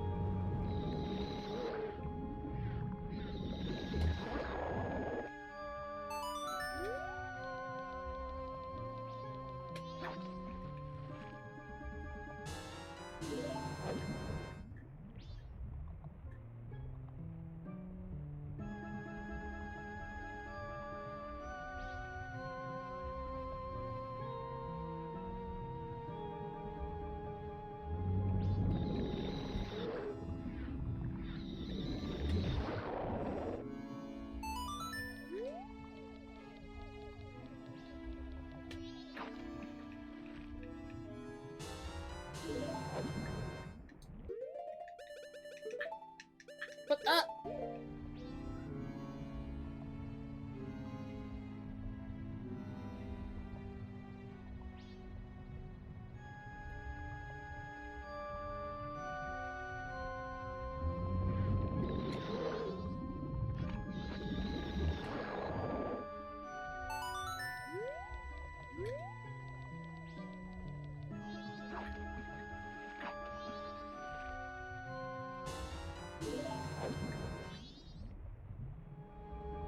Yeah! Wait, Reese's, thank you so much for the $6.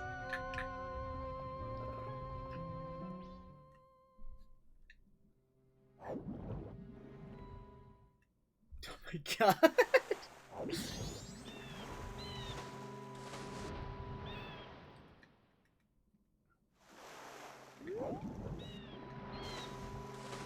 I feel bad actually because I miss a lot of the donations that use Streamlabs because I'm not used to getting them.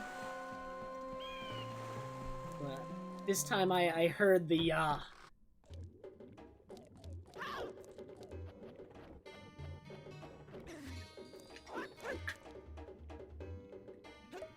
In honor of 3 years, here's $2 per year.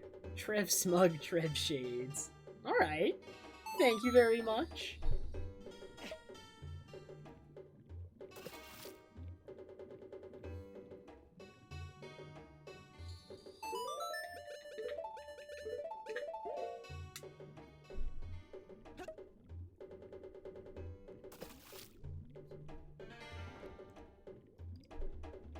Make it... God, Electabuzz should be a donation alert. Like me doing the Electabuzz impression. Why have I not thought of this before? It would have to be for a high number, though, right? It would have to be... It would, You wouldn't be getting that one easily, but we could do that, and I probably should do that. I think I will do that.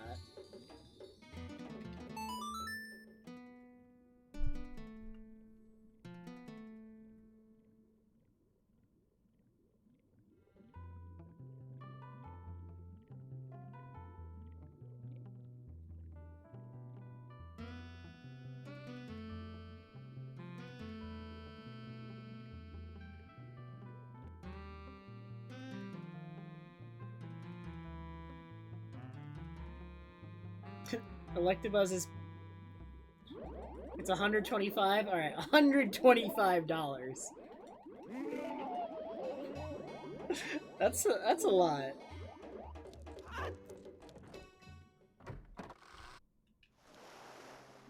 But $12.50 is definitely, like, way too cheap. Like, people would actually just spam it.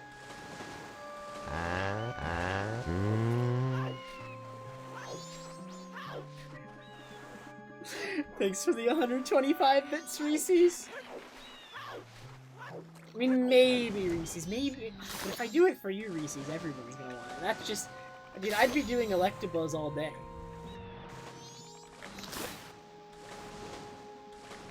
Triple threats. Oh no.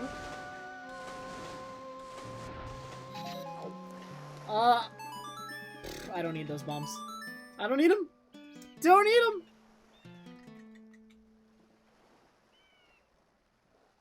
Alright, so what's the upcoming equip? It's, I think it's just Zora Goron Hookshot, right? Yeah.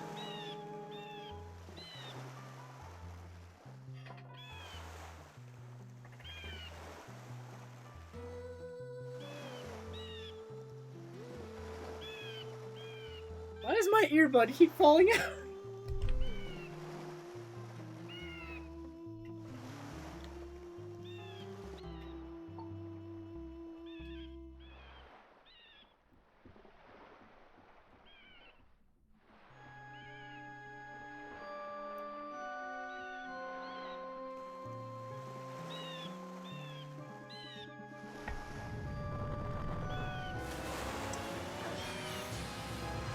I think I have done Charge-a-Bug, right? I feel like I have done Charge-a-Bug.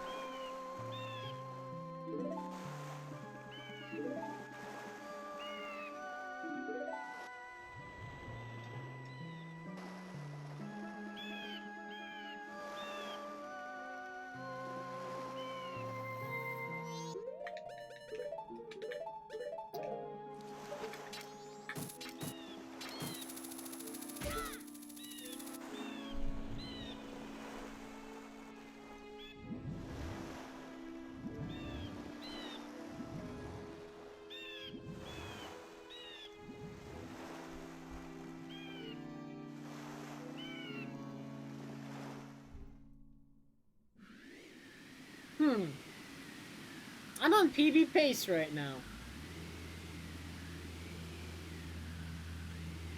pretty sick.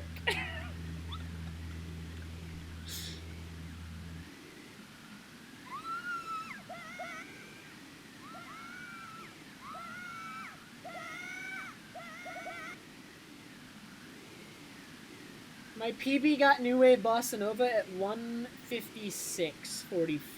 I forgot to split for it, but I was definitely there before 156.45. The best way to know is, assuming I make no major mistakes on my way to Ice Arrows, my PB got Ice Arrows at 205.10.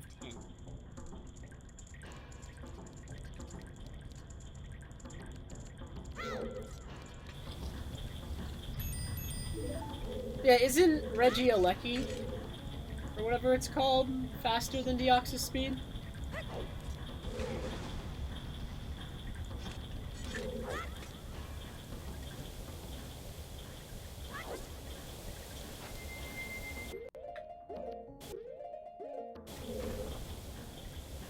No, I got memed! Oh, you're supposed to do the Goron Pound. The Goron Pound prevents that from happening. I forgot. That's my bad. This is what you get for taking a break. No. That wouldn't have happened if I did the Goron Pound. That's my fault.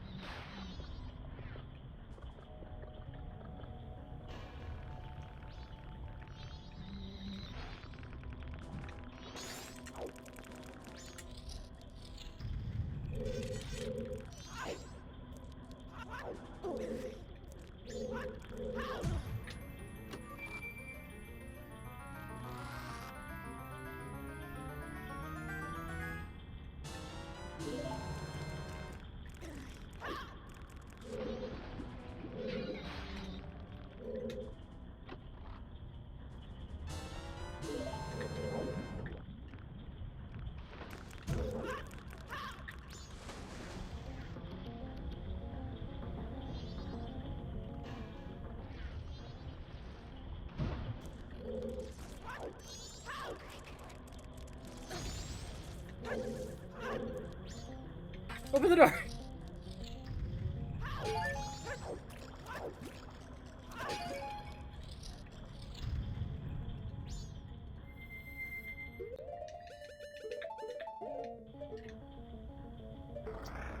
$11 bombs left.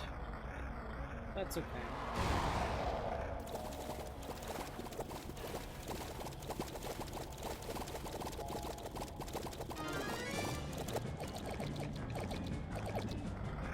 What did I say my Ice Arrow time was in PB?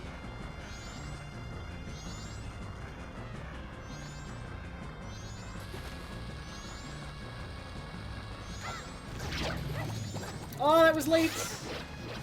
Okay, one double missed.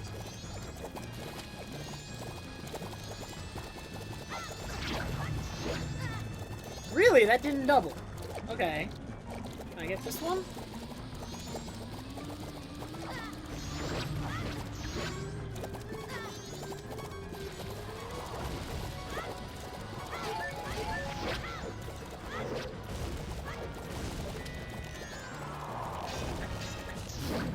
Okay. Not a perfect fight. Not super bad, though.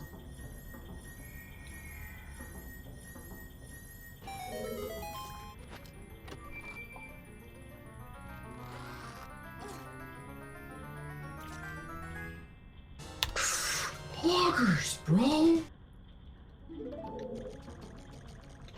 Okay, I need one bomb drop, and I have enough bombs for the rest of the run. Alright, we're good to go.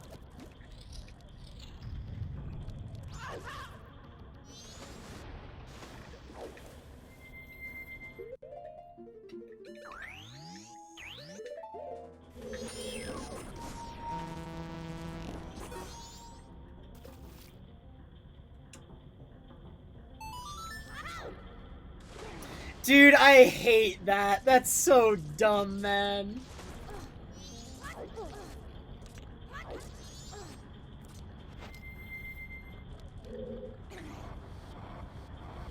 I'm pretty sure you can avoid that by just not roll jumping. I forget. I don't know why. I'm pretty sure I've never had that happen to me with a regular jump. It might also just be some other factor, though. Like, I'm pretty sure you can also avoid that by, what is it?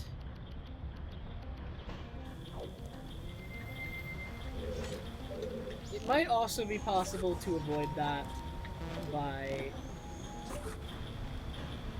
jumping onto the right side of the ice block. I've only had it happen on the left. I really do not know the underlying cause.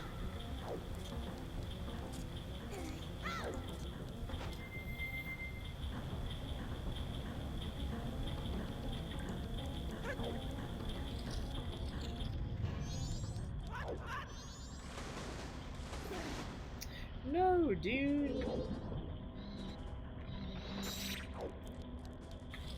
I was getting this fine in practice.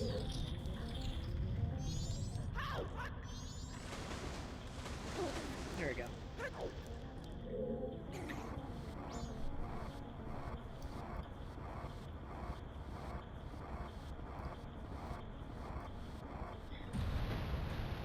So this split's been kind of mediocre so far. I've probably lost like 20, 30 seconds already.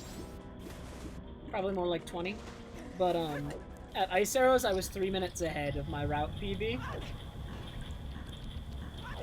And my route PB is only like a minute and a half behind my real PB.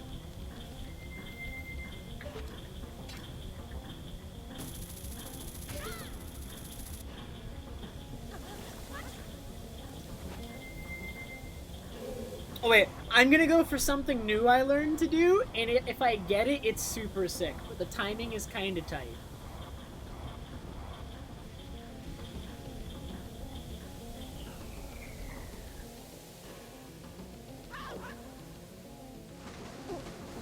It's no. Okay, that's what I normally do, it's not what I was going for. If you fail it, you just get the old strat. That's the old strat. The new one's better. I messed it up. Dang it! It's kinda hard, it's kinda hard.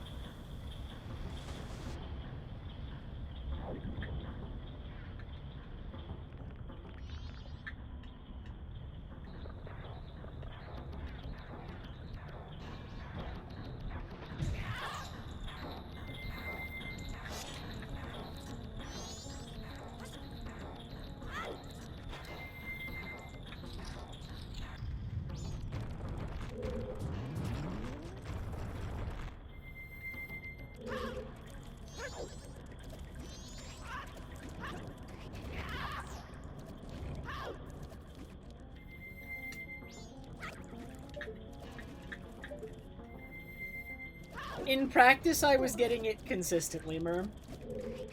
I figured out how to do it, but I only just figured it out today, so I'm outside of, like, a practice environment where I can do it over and over. I don't have, like, the feel for it. But I think I know how to do it consistently.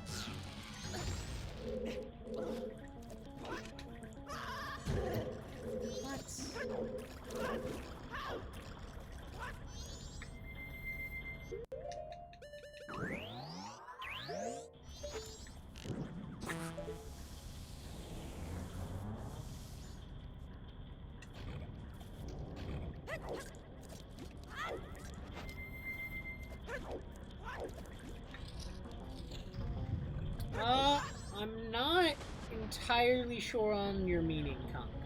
What do you mean? Because, I mean, in general, it gets, like, stricter the better you get. Unless you mean something else.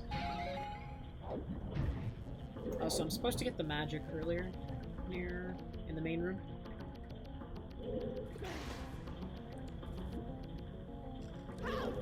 Yeah, I mean, if you do runs again, Merm, I can show you what I discovered about doing it. I learned it from watching Ragan, because he did it, and I watched his inputs, and then I started messing with it, and then I got it like 10 times in a row.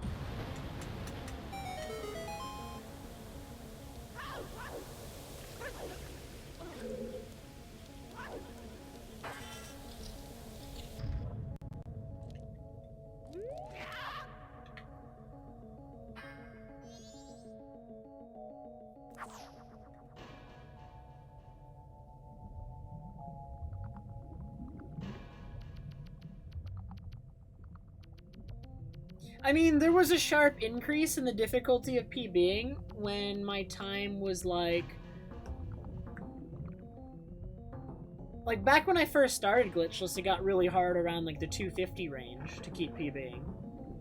I mean, we ended up getting it like 4 or 5 minutes a little bit below that, but that's like when it like PB stopped being like huge multi-minute like gains every time. It was always like less than a minute at a time improvement.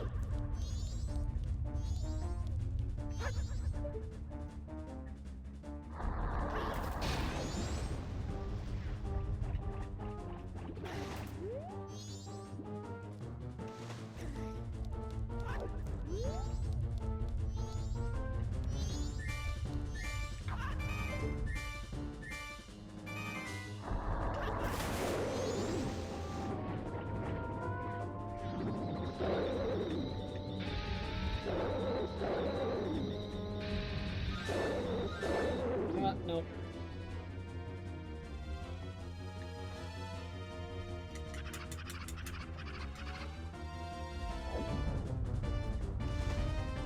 I'd say that's probably like a good way to like measure it nowadays too, because like a newer runner who's like improving their time and learning this category isn't gonna use lullaby skip. So because a newer runner isn't gonna use lullaby skip, like the amount of times you can like, or the quality of time that you can expect as a newer runner is still about the same as it was before.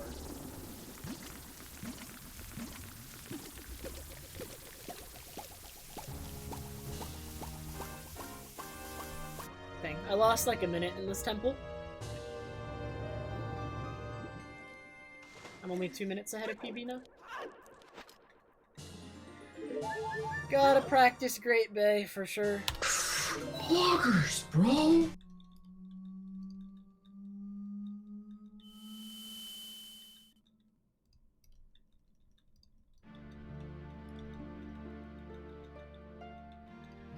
The part of the run I just did, too, is also the hardest part of the run. When you're on a good run that's on pace to PB, Conk, Great Bay Temple is by far the most stressful part of the run, because it's...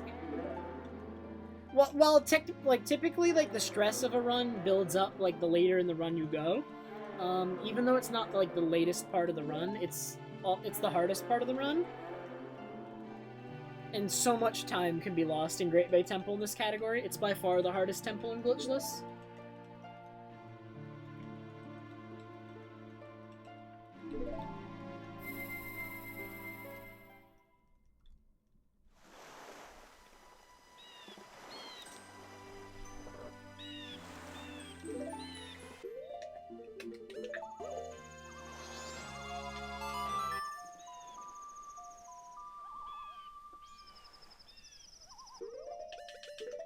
In contrast, like, Stone Tower isn't particularly challenging. Like, there's a room here and there that's kind of bad, but runs that die in Stone Tower Temple are usually just a choking, rather than like any sort of hard tricks or anything.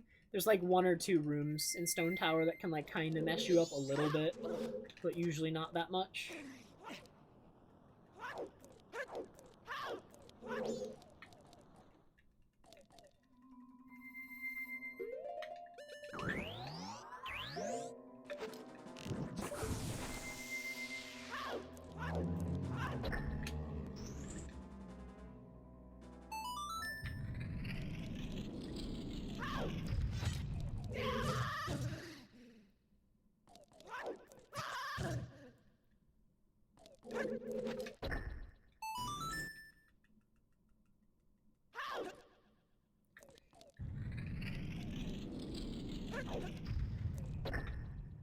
didn't realize you changed your name.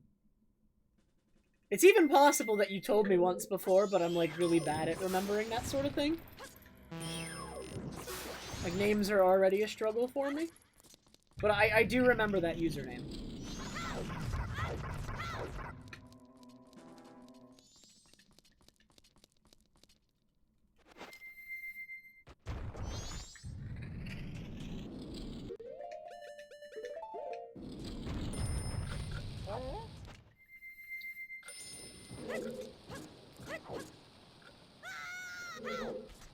That's true, Poke.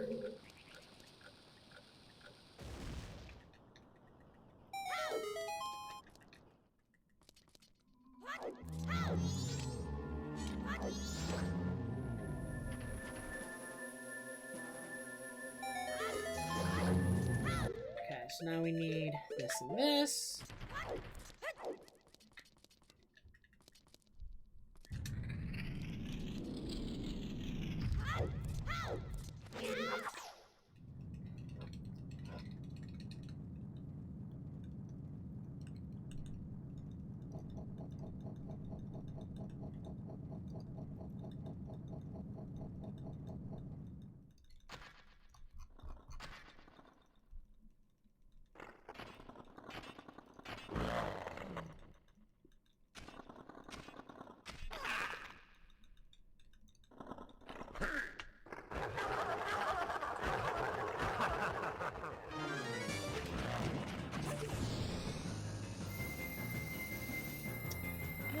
I don't do that anymore, Butter, because apparently the fast cutscene skip for, like, the roof, blowing up is banned, which makes that strat slower if you can't do the cutscene skip. It was already so close. Like, there was an argument that the way I just did it was, like, frames faster before, but now it's definitely faster. You need to get down from there, bud. You also need to slash me, like, a few more times.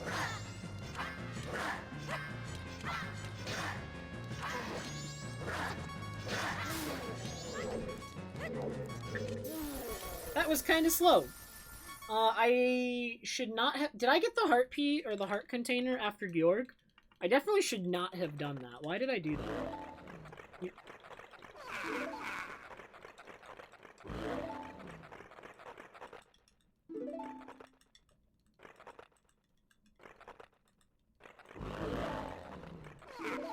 Getting the heart container after Georg meant I had to take so much damage there. So don't do that next time. For sure.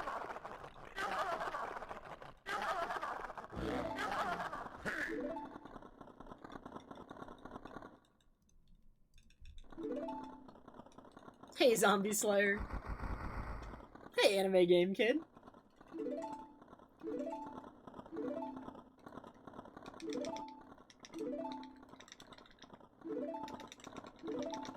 It is you who are feeble Pharaohs, not I.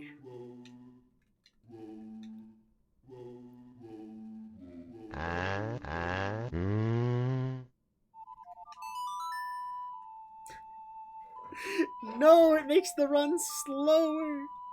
I actually need to do another death warp coming up.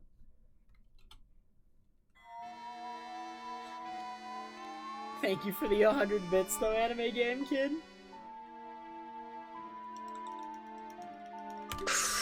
Loggers, bro!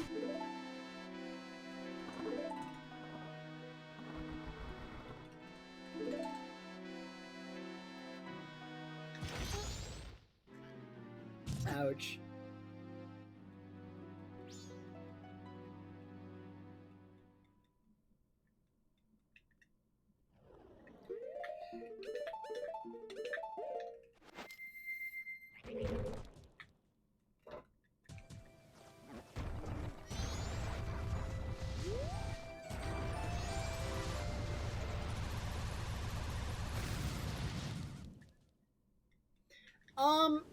PB is still possible, even with some of the really big mistakes I've made, Comic, because of some route changes. We can now do Glitchless Lullaby skip in Glitchless, which saves 3 to 4 minutes.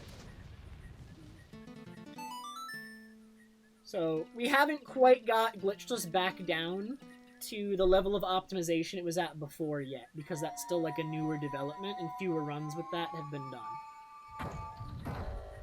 But we are working it back down.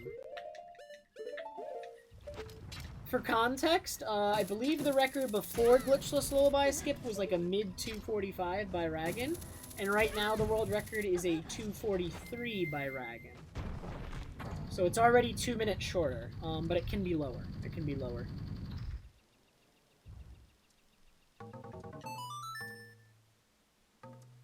I mean, yeah, glitched categories already did Lullaby Skip with ISG before. Any percent back in 2015 until like 2018 did that.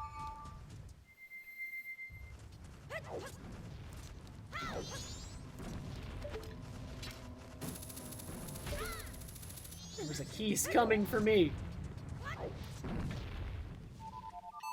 I am 99% sure this will push the switch when this cutscene is over.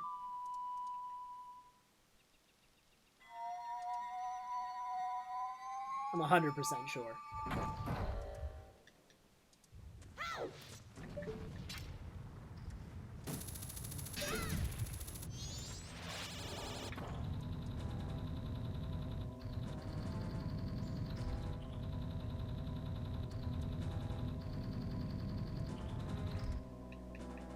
Yeah, like with just ISG, you used to be able to do Lullaby Skip. You didn't need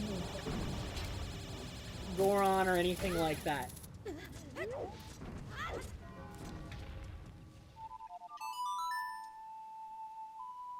It's been known about for a while, Open, but nobody did it.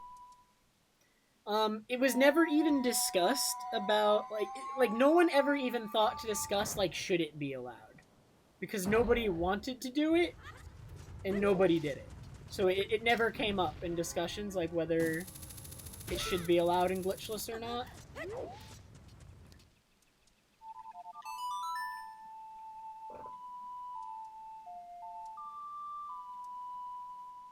People did think it was harder than it actually was, although to be fair, until people actually started attempting to use it in runs, like, the method that was being done was different, right? But then as soon as people started, like, trying to use it in runs, it's like, wait, we can do it differently using this method, and this one makes it much more reasonable.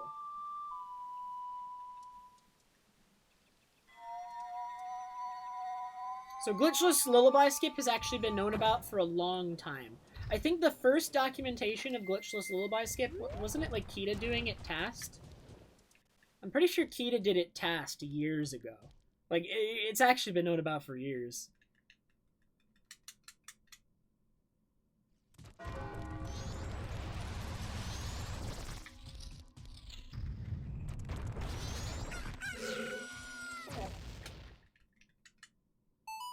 Any percent is pretty dead.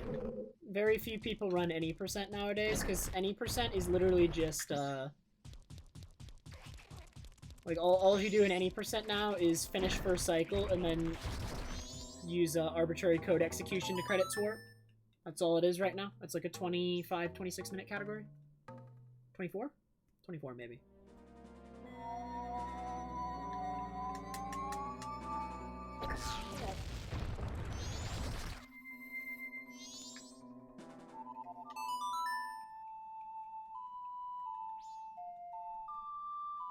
Yo, I miss Hyrulean Knight. He doesn't run anymore. I'm very sad.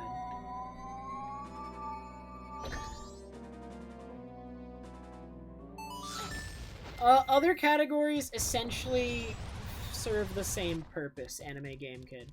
So, like, Ace is, like, just automatically banned in every category that is not any percent. So, any percent is the only category you can use it in.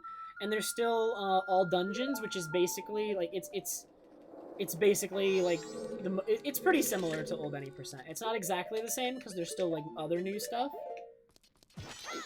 But the closest you're gonna get to any percent nowadays. Oops, I need to take 2 hits here. The closest you're gonna get to any percent nowadays is all dungeons. And then all masks has also gotten more popular as a result of like any percent basically becoming dead. Okay, I have 1 heart. Now my health is perfect. This is perfect health.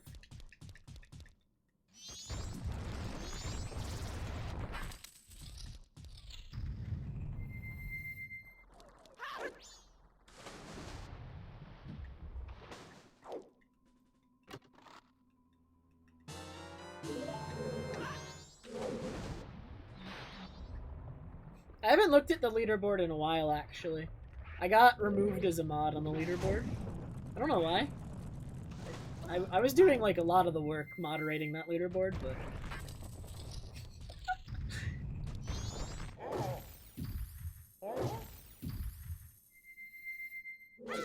It might be because I don't stream enough. But I was still, like, silently approving runs and stuff. That's the thing. I was still doing that. So it was, like, weird to me that I got removed.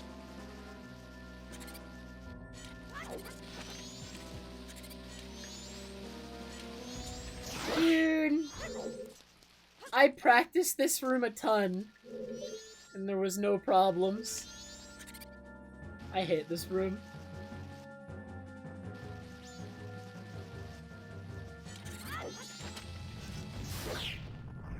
There we go.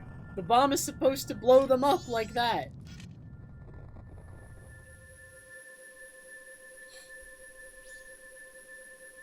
I mean, I don't even think I'm gonna ask to be a mod again, right? If I'm removed and they wanted to remove me, then whatever, man. I don't care that much. It was just weird. Like, I logged in one day to, like, check if any runs needed to be approved. Or, like, reviewed and whatnot. And I could not do that. So I'm like, okay. I mean, that was literally just it. I'm like, okay. I guess I don't do that anymore.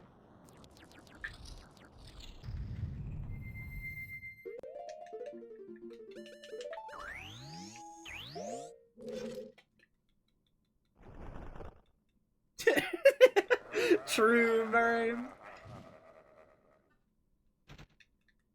Yo, I'm pretty sure I'm still a mod on the meme category leaderboard, though. I still have... Oh, I'm supposed to get hit there. I instinctively shield it every time, man.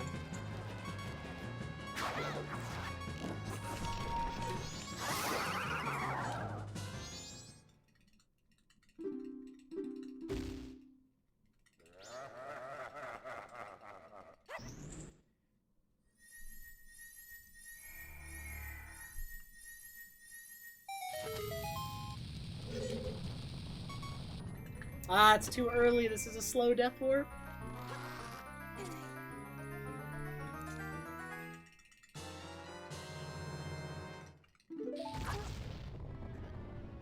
It's really weird, because I think I got removed as a mod on speedrun.com because I asked to be unmodded in the Discord. I didn't want to be mod on the Discord anymore, and I think they just unmodded me on both after that. But, like, I didn't mind remaining a mod on speedrun.com. I just didn't want to be a mod of the Discord anymore. And I don't think I was a good mod in the Discord anyway, right? I did nothing as a mod of the Discord. I probably should not have been a mod as a Discord on the Discord. I actually asked to be a mod on the Discord because I thought I would do stuff, and then I just didn't. So because I didn't, I then asked not to be anymore. Because, you know, I'm not doing anything. Someone else would probably be a better mod than me. But I was doing things on speedrun.com. Come on. Wait, I forgot. This is the fastest magic drop.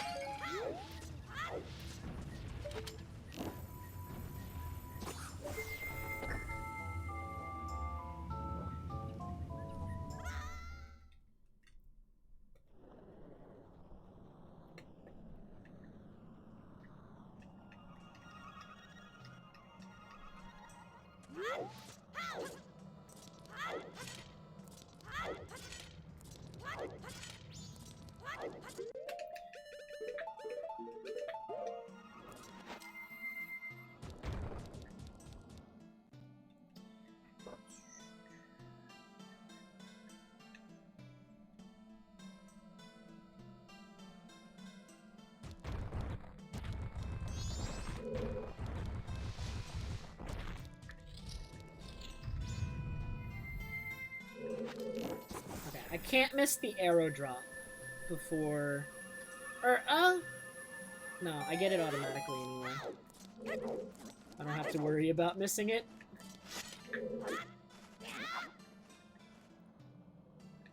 What? Please recoil. Okay. Might have to figure out what just happened there. Why did that happen?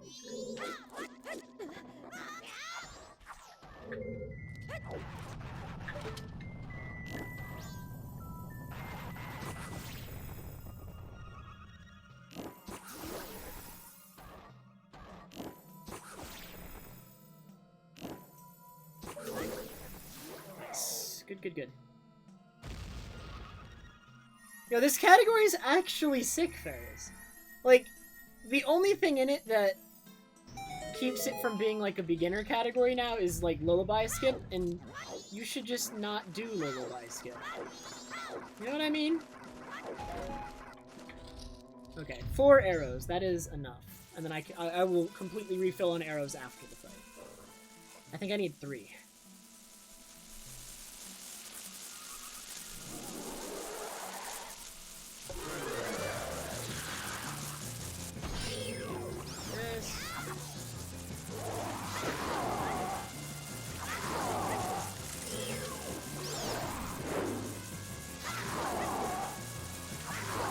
The weight there was so that I could get the double hit. In order to get the double hit on Gomez, you need to wait for the keys to fly far enough away from Gomez that they cannot get back to Gomez in time to guard the weak spot before you can get 2 hits.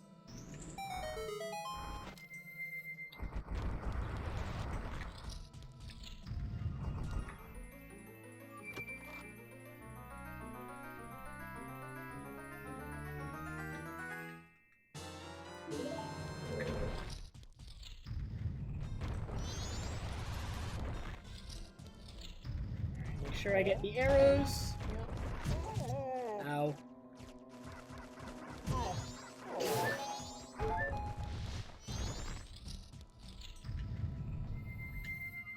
Okay, and then you, and you.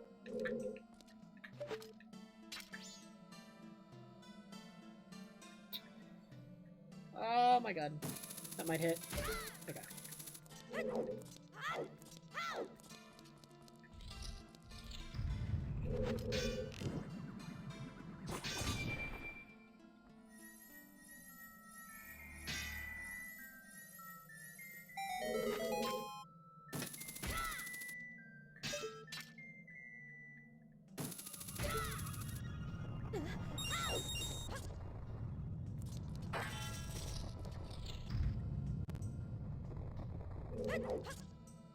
I almost tried to...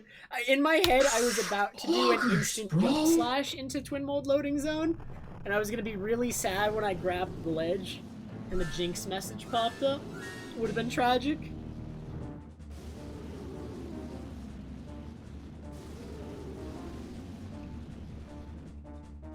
Hop, yup, including.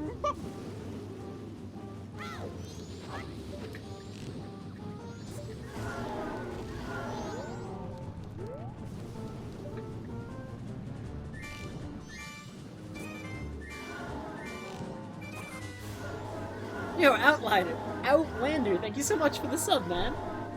Appreciate it very much.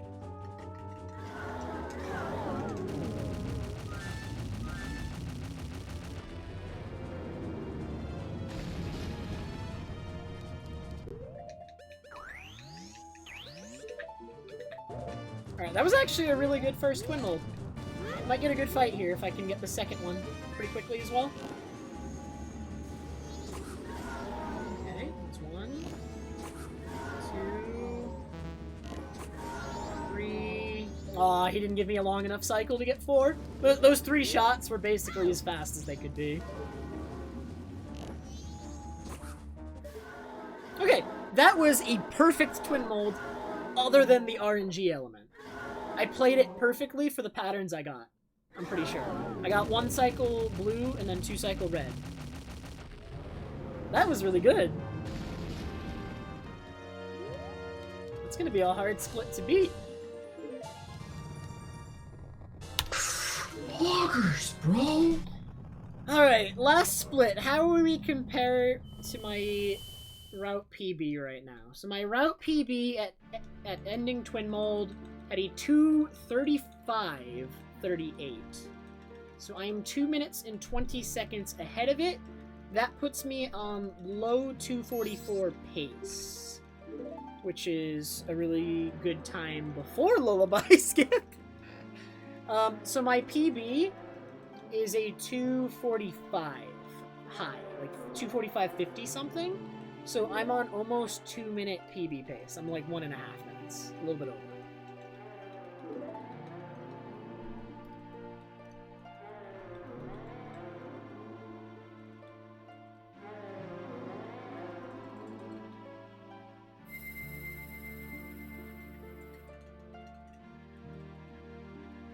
God, I mean, I guess the key to PBing is to just, like, take a 1-month break and actually not... I literally didn't turn my Wii on for a month, by the way. That's the secret! Don't play the game! This is low 2:44 pace spawn. Unless I make big mistakes in Majora, it should be a 2:44. I have a lot of time to lose before it's not a 2:44, I think.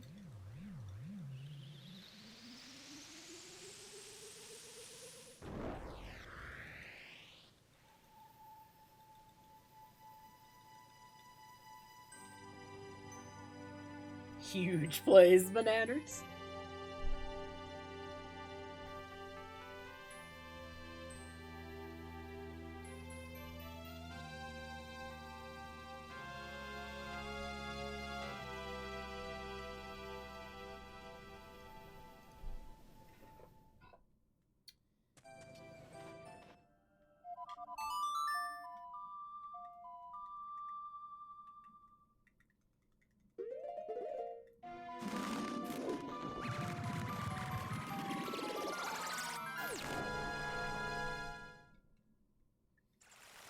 What is after this? I have nothing planned after this. I do have to do an impression. So at the very least, there will be an impression.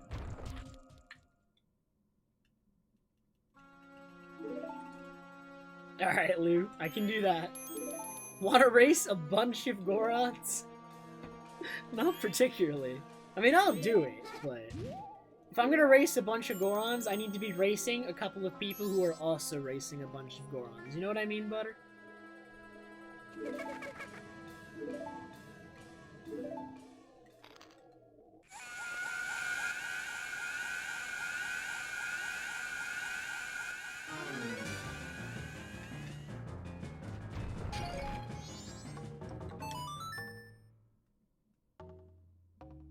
I really like that magic drop is a crucial part of the run. I really don't know why. There's like nothing particularly significant about that magic drop. I like it. I don't know.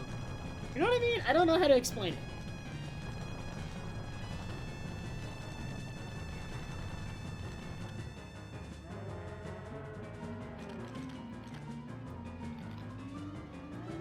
Oh, it's just floating there.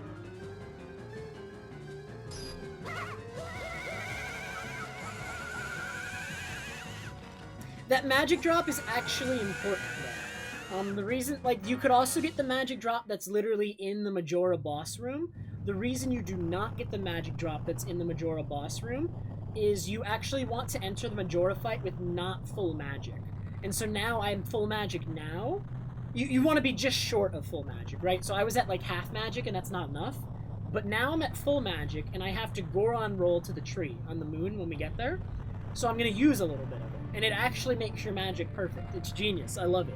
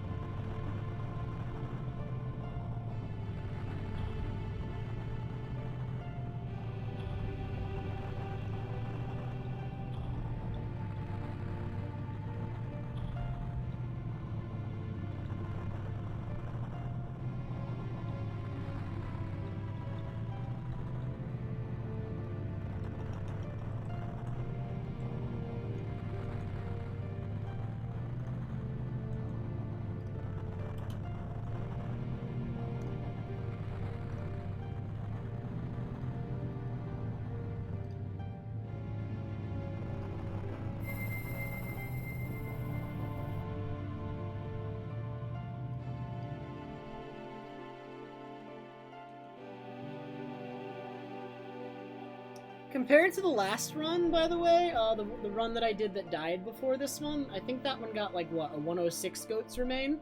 So this run is 9 minutes better than that one, just by virtue of the lullaby skip being not completely awful. I have to practice my lullaby skip, though. I'm capable of a fast one, but I'm not consistent. Not in the slightest.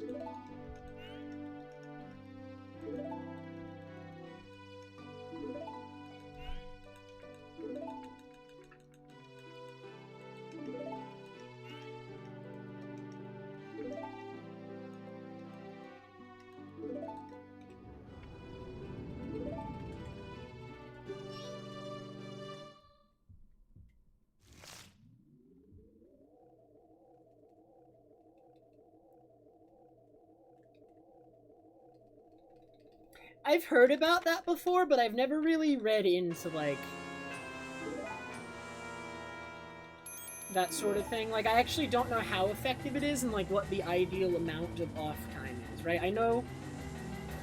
Because I do know that taking breaks is useful for breaking bad habits, viewing problems and situations differently than you were before, or kind of breaking out of, like, your established thought processes that, like, prevent you from learning new things. And then, I don't know.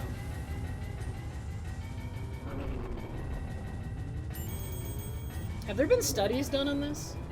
Kinda curious.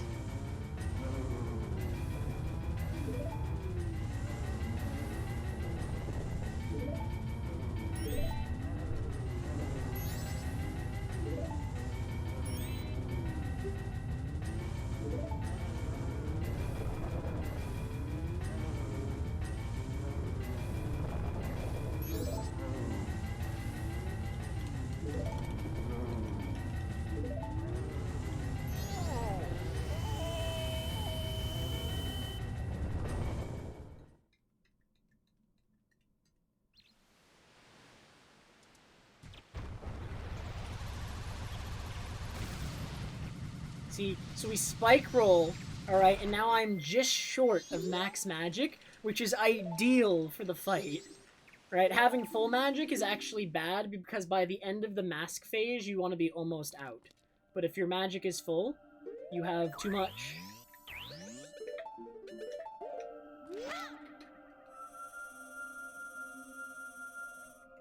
Wait, I'm supposed to be Zora already? I'm trolling a little bit? Hopefully he doesn't get away from me.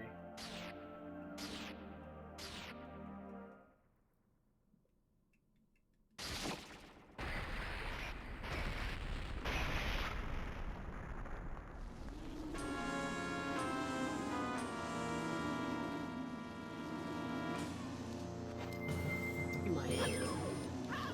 Please don't get away. Nice. He was kind to me. Because I actually messed up the opening of that fight. I'm not using the bombs. Alright, I need to practice this fight so that I use the bombs. I don't use the bombs because it's just not in muscle memory. But the bomb strat is slightly faster.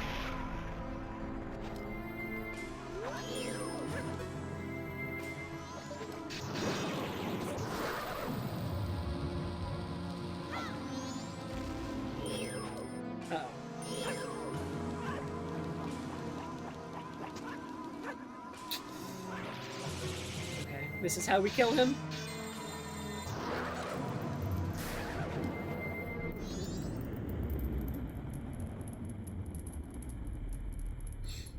Alright.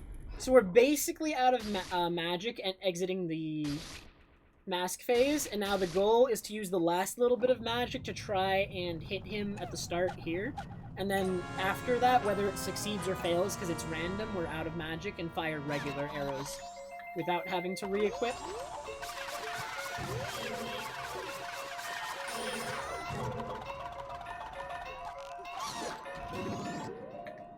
And then I do...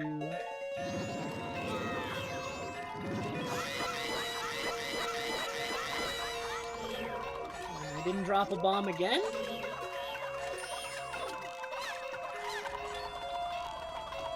Alright. Well, this is a really bad incarnation.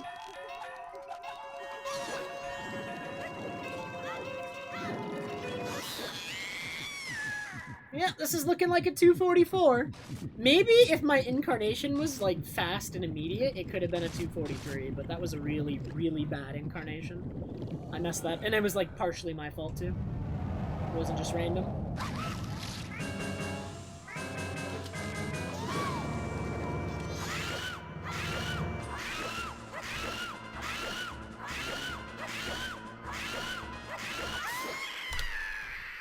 $244.19. That is a real PB. Not just a route PB, but a real PB by a minute and a half.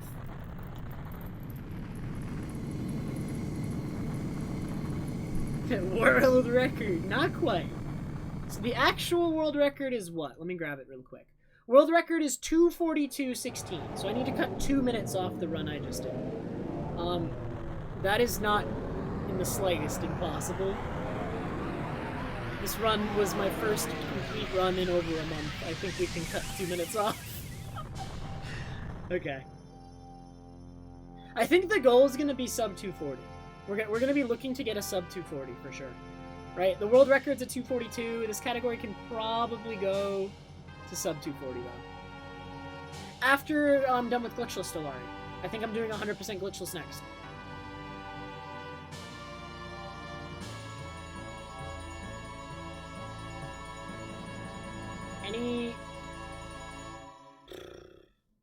Do you want any, like, details beyond that, Lou? Like what are we talking about? Like, do you want, like, a genre, or do you just mean in general? For me, I mean, there's a lot of games that fulfill that criteria. A lot of, like, the more chill, like, non-crazy platformers are like that. JRPGs are like that, because you don't need to be, like, the most alert, because it's not, like, reaction times, but you still do have to think. So I like JRPGs for that sort of thing. Pretty much most of, like, action RPGs, not as much, but, like, more turn-based ones, or slower ones that are in their combat.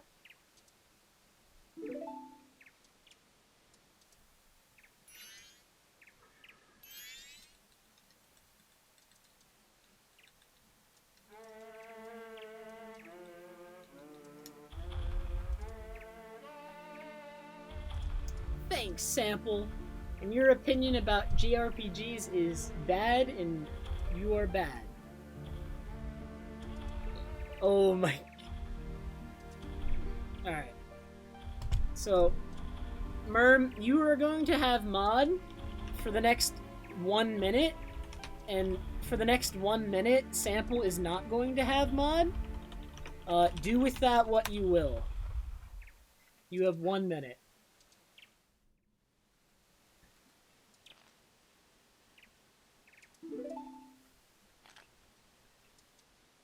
Wait, Ferris, you denied Merm the ability.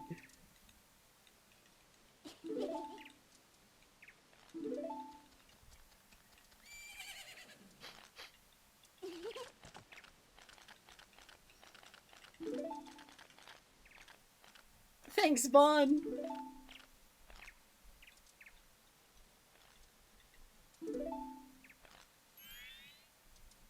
Almost the first run, alright? The first one that died before this one at Epona doesn't count. We don't count that one. Thanks, Flag. I got a real PB as well. Some might just refer to that simply as a PB.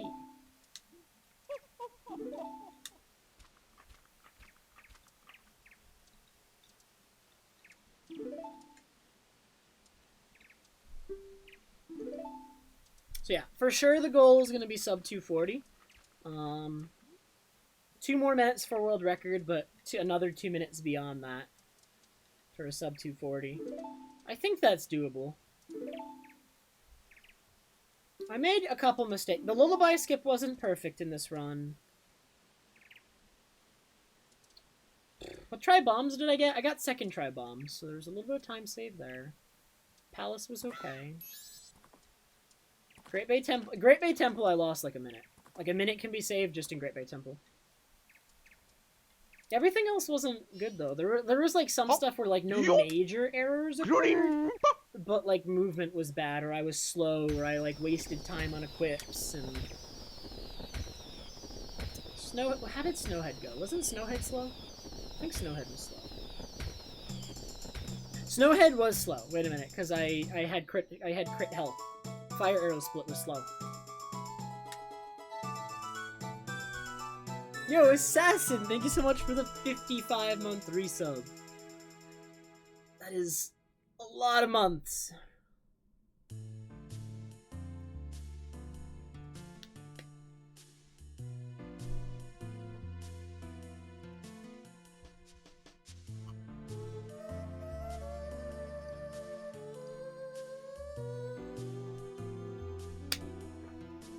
I do have an impression to do, and I have to do it while wearing the hat.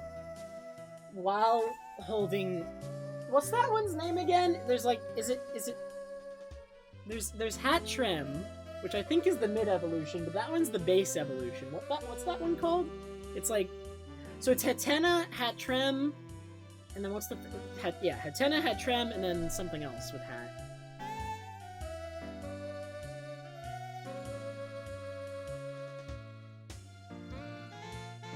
Hatterem. Okay. God dang.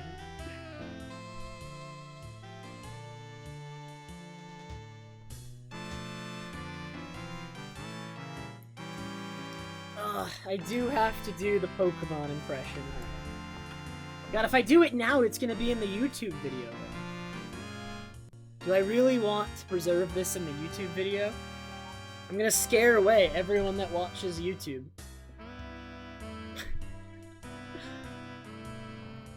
Wait, how am I gonna listen to this with my headset on while wearing the hat? The hat is like, it's super. It's a little fluffy. All right, it's gonna get in the way. So which one did you want? Which one was it again, Lou? Was it Hatena, Hatrem, or Hatterem?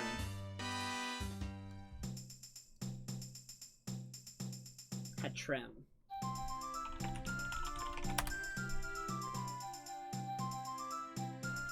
Is there a video of this already? Can I find one of just Hatrem? Not at the moment, Elderface, but I'm gonna be streaming more often. I can say that. I don't know exactly. I can't find just the Hatrem Pokemon cry. I can't find it. Has anyone done this for Gen 8?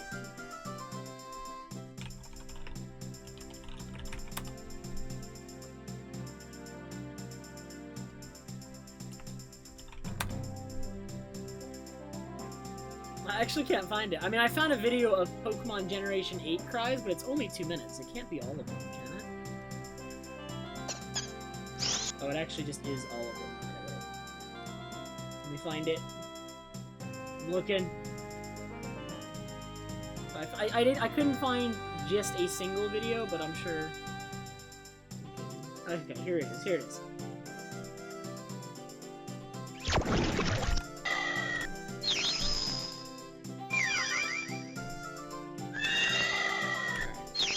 So that's Hatena, that's Hatrem, and that's Hatterem. That's like whistling! That's like whistling! I can't do this because I can't whistle! The best sound to make for these would be a whistle, I think.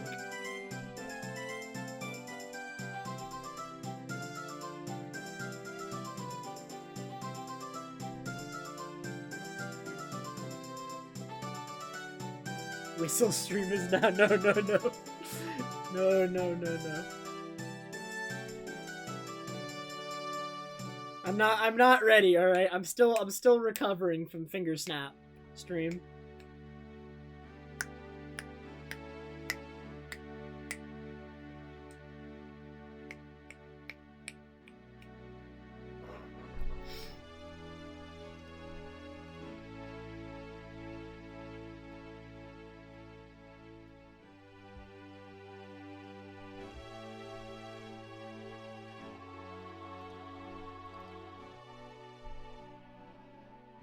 I don't even know how to make this sound without being able to whistle.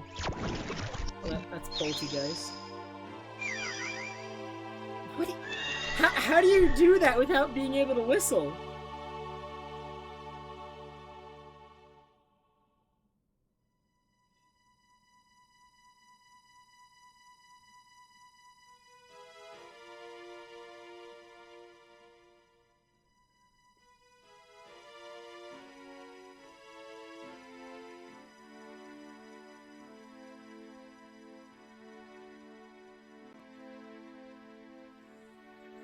Okay, I'm trying to whistle.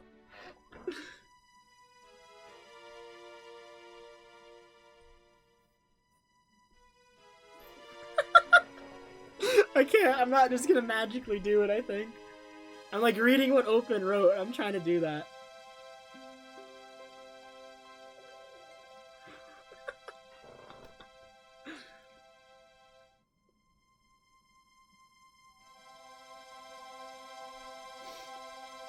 Alright. So I gotta hold Hatena with me here. Alright.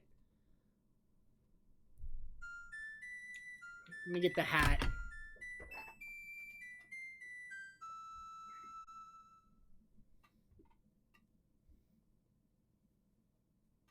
Alright, how's the hat?